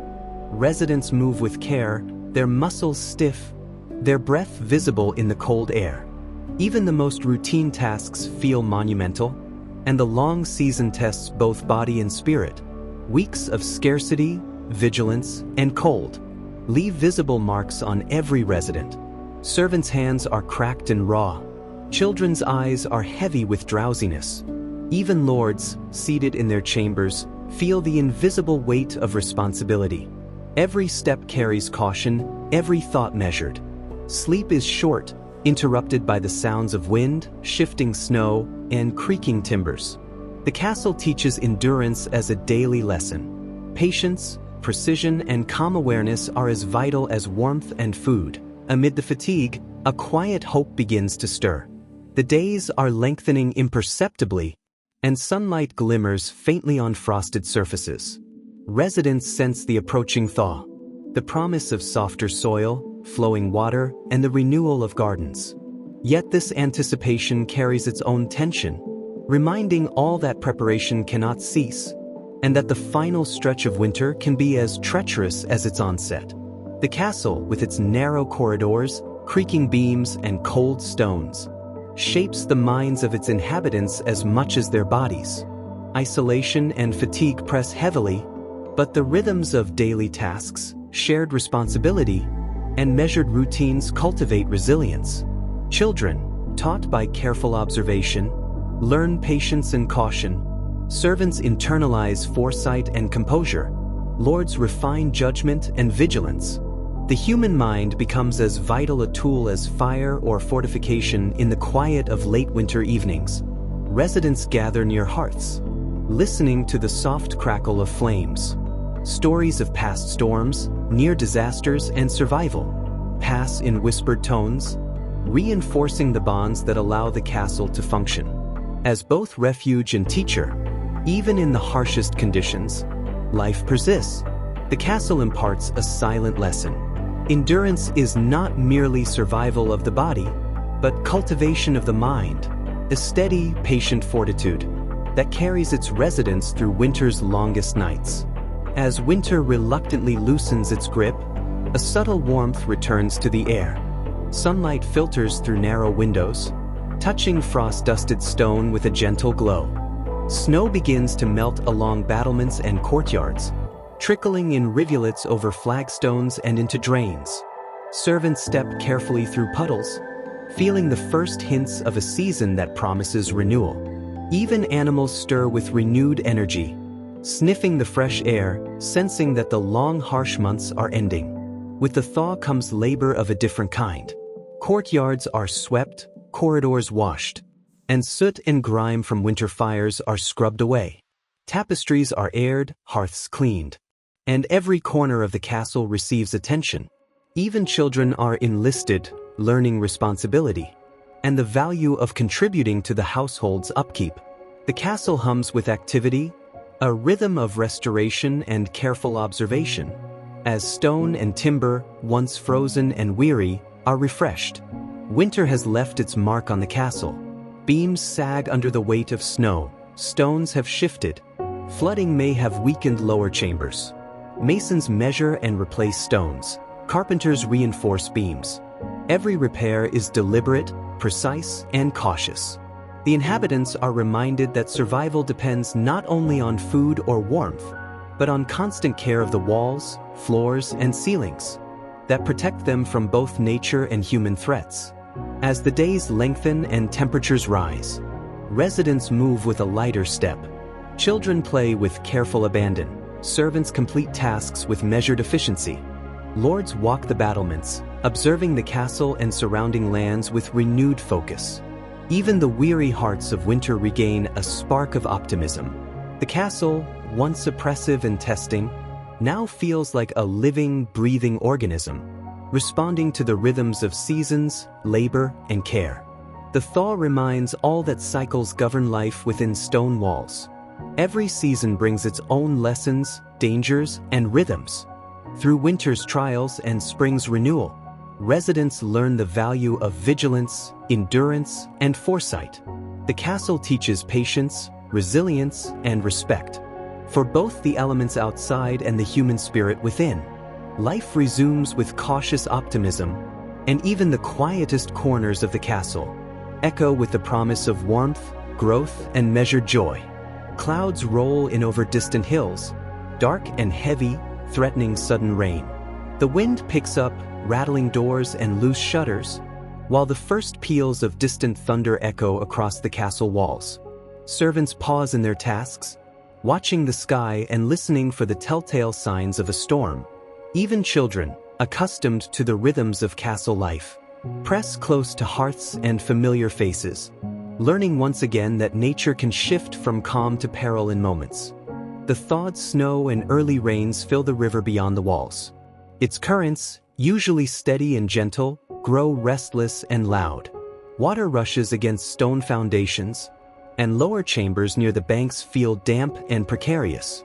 Guards and servants monitor the flow carefully, reinforcing barriers and ensuring that supplies remain dry.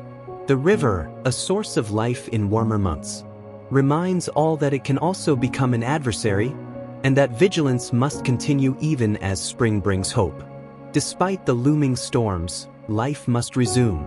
Gardens are tilled, seeds sown, young plants carefully tended.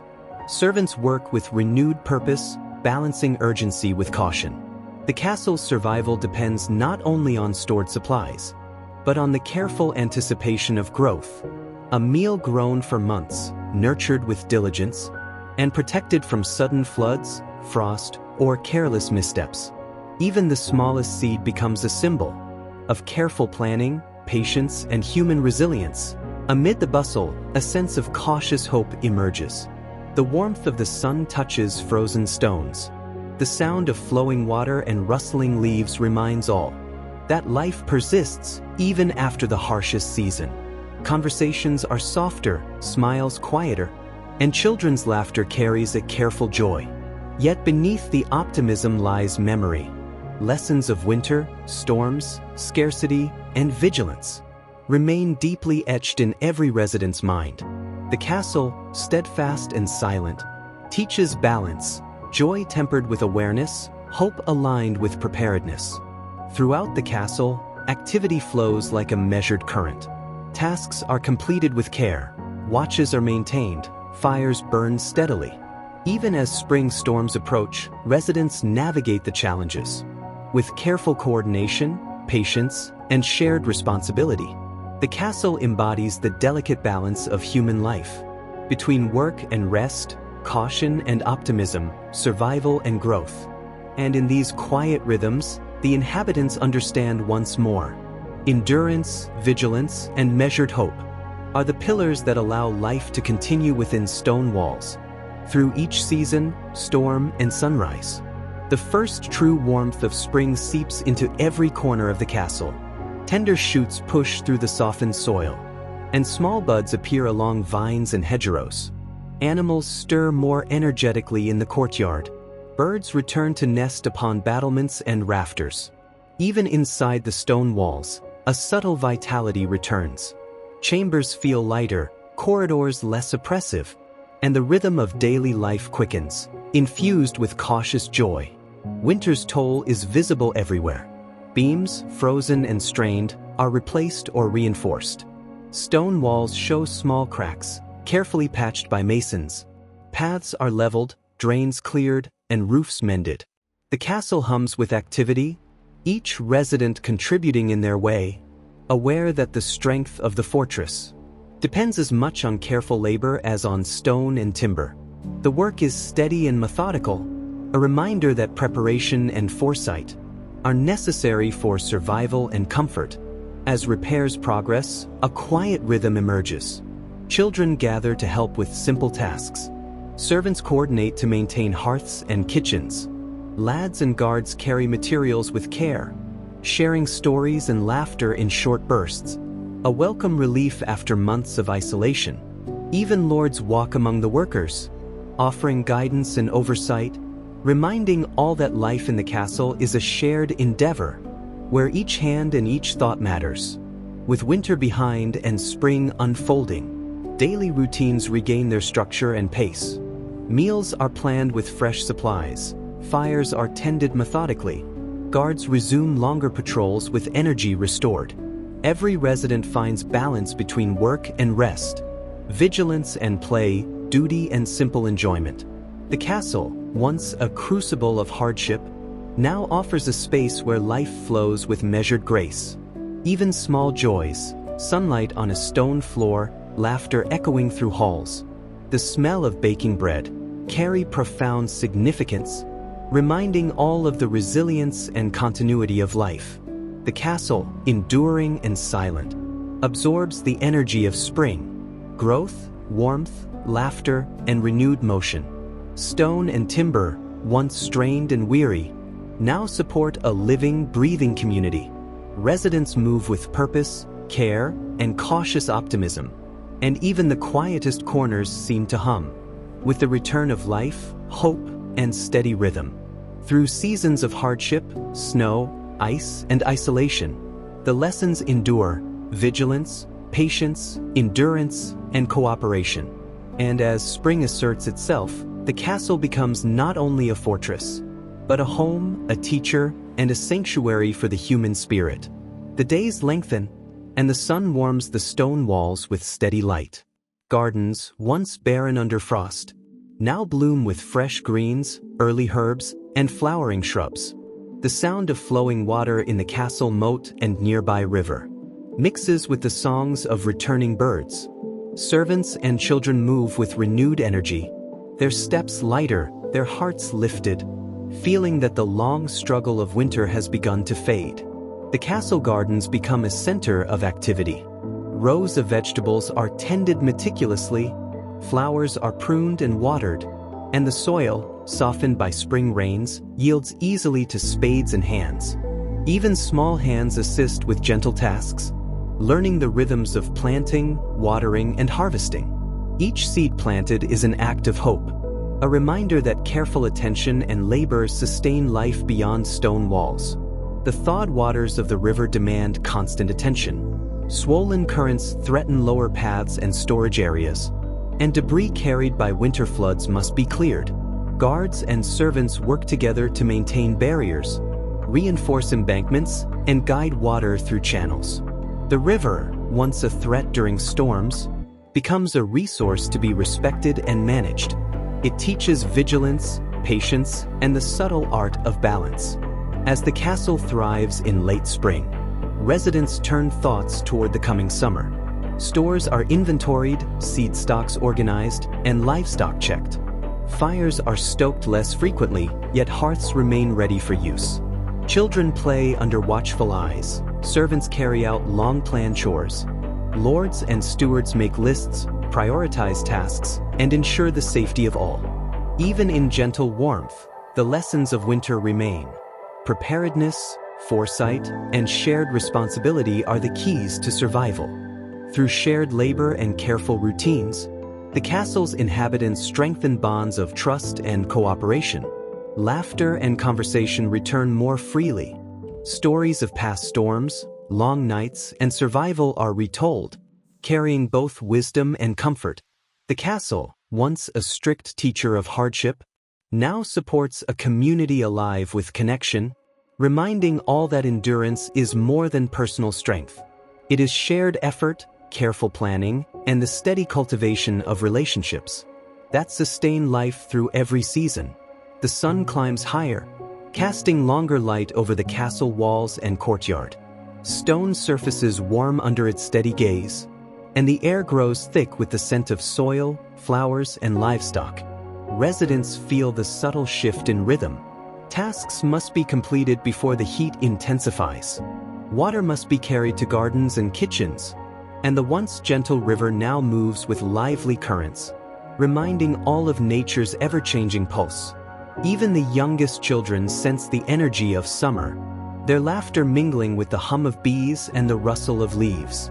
Gardens are now in full swing. Vegetables, herbs, and grains are carefully tended. Rows are weeded, young plants propped, and vines guided along supports. Servants move deliberately, aware that the health of the harvest depends on diligence, observation, and steady care. Even minor pests or missteps can have consequences, and the castle teaches patience through repetitive labor. The aroma of fresh herbs and damp earth fills corridors, bringing both comfort and a sense of accomplishment to all who move within these walls. Early summer brings warmth, but also exposure. Winter damage becomes fully visible. Loose stones, warped beams, and sagging gates demand attention. Carpenters measure, chisel, and replace. Masons fill cracks and reinforce walls.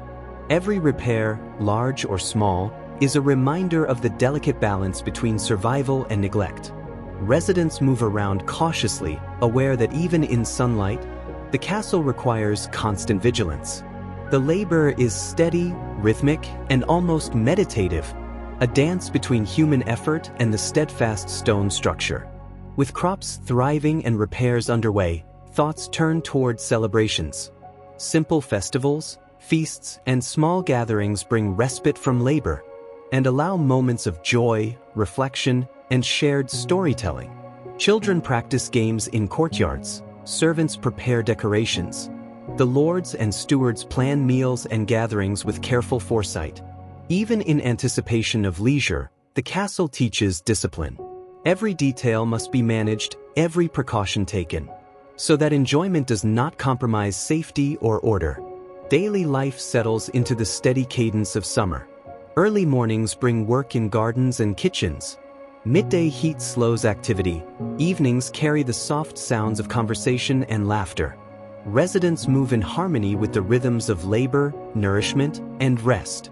Each task, from tending fires to mending walls, is performed with the awareness that the castle's security and the well-being of its inhabitants depend on vigilance, cooperation, and shared responsibility.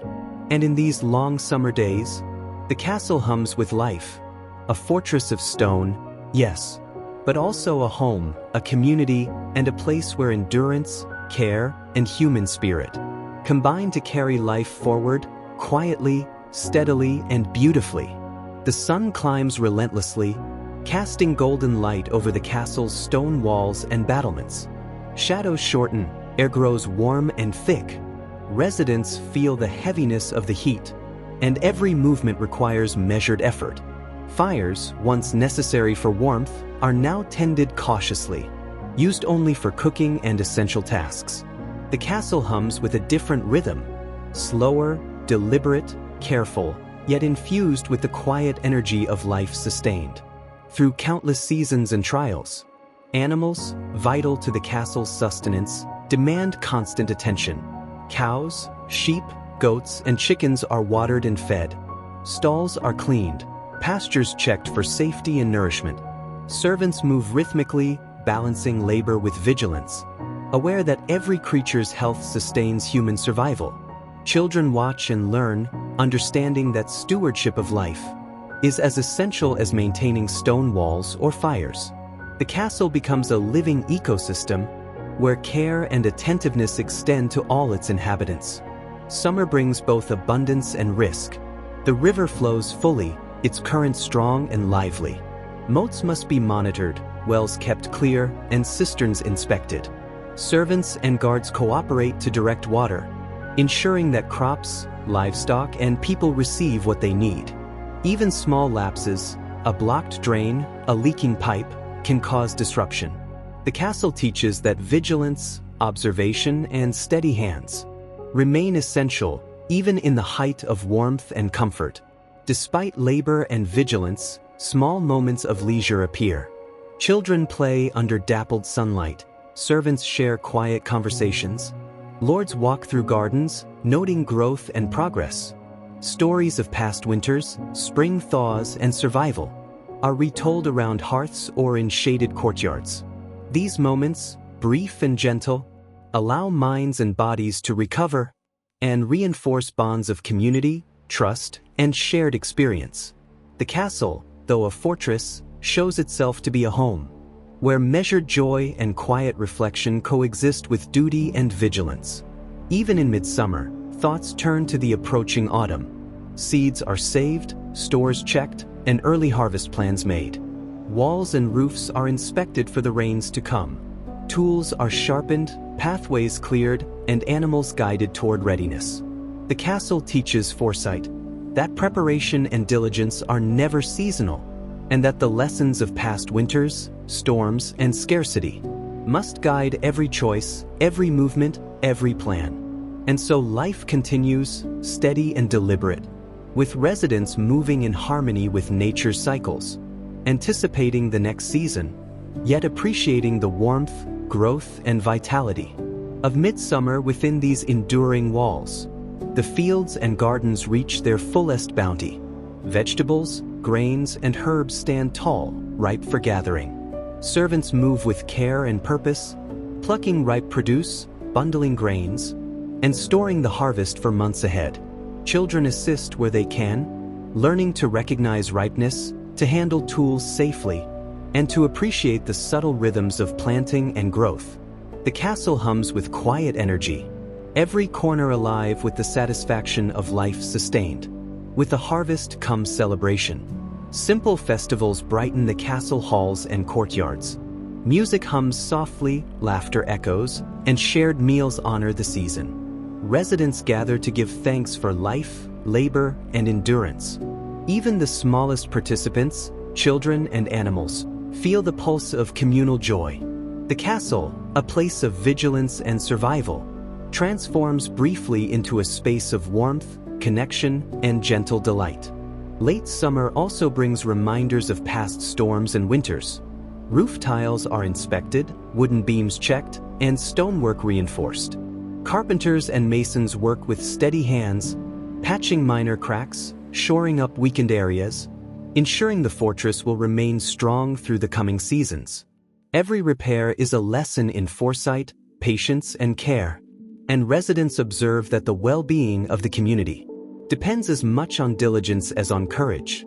As summer wanes, attention shifts to preserving water. Wells, cisterns, and channels are cleaned and fortified. Rivers and moats are monitored for clarity and flow. Servants move deliberately, aware that autumn rains may not yet arrive, and that the careful management of water sustains both crops and animals. The castle teaches again that survival is a constant practice, where observation, preparation, and measured effort guard life against both scarcity and excess. The late summer sun begins to soften, casting a golden hue over stone walls and bustling courtyards. Residents reflect quietly on months of labor, vigilance, and endurance. The harsh winter survived, the spring renewed, the summer nurtured. The castle itself seems to breathe, absorbing energy, light, and care, and in its silence, teaching the most profound lesson of all, that life within stone walls is a balance between effort and rest, caution and joy, preparation and celebration. Through each season, survival depends on patience, observation, cooperation, and the gentle cultivation of the human spirit, which carries all who live here quietly, steadily, and resiliently through the passage of time. And so, dear listener, our journey through the silent stone corridors, through the echoing halls and shadowed towers, comes gently to a close. We have wandered together through icy winters and thawing springs, through sunlit gardens and the quiet rhythm of daily labor, witnessing the resilience, care, and subtle fears that shaped every life within these walls. Every stone, every beam, every whispered story has carried lessons of patience, endurance, and human spirit. And though the castle stands as a fortress, its true strength lies not only in walls and battlements, but in the lives, hopes, and steady courage of those who dwell within. If this journey has stirred your imagination, if the quiet rhythms of castle life have whispered their secrets to you, we invite you to share your reflections. Sparkles like the video, if the tale of endurance and hidden life moved you. Sparkles comment, sharing which part of the castle's story touched your mind or heart. Sparkles subscribe to continue wandering through time, history, and the quiet lessons that sleep time history whispers to us all. Thank you for letting your mind drift slowly through the stone halls, across the snowy battlements, and into the enduring heartbeat of medieval life. Sleep now, gently, with the whispers of history carrying you into quiet dreams, and may the lessons of resilience, patience, and care linger softly in your thoughts as the castle stands eternal, both in stone and in memory.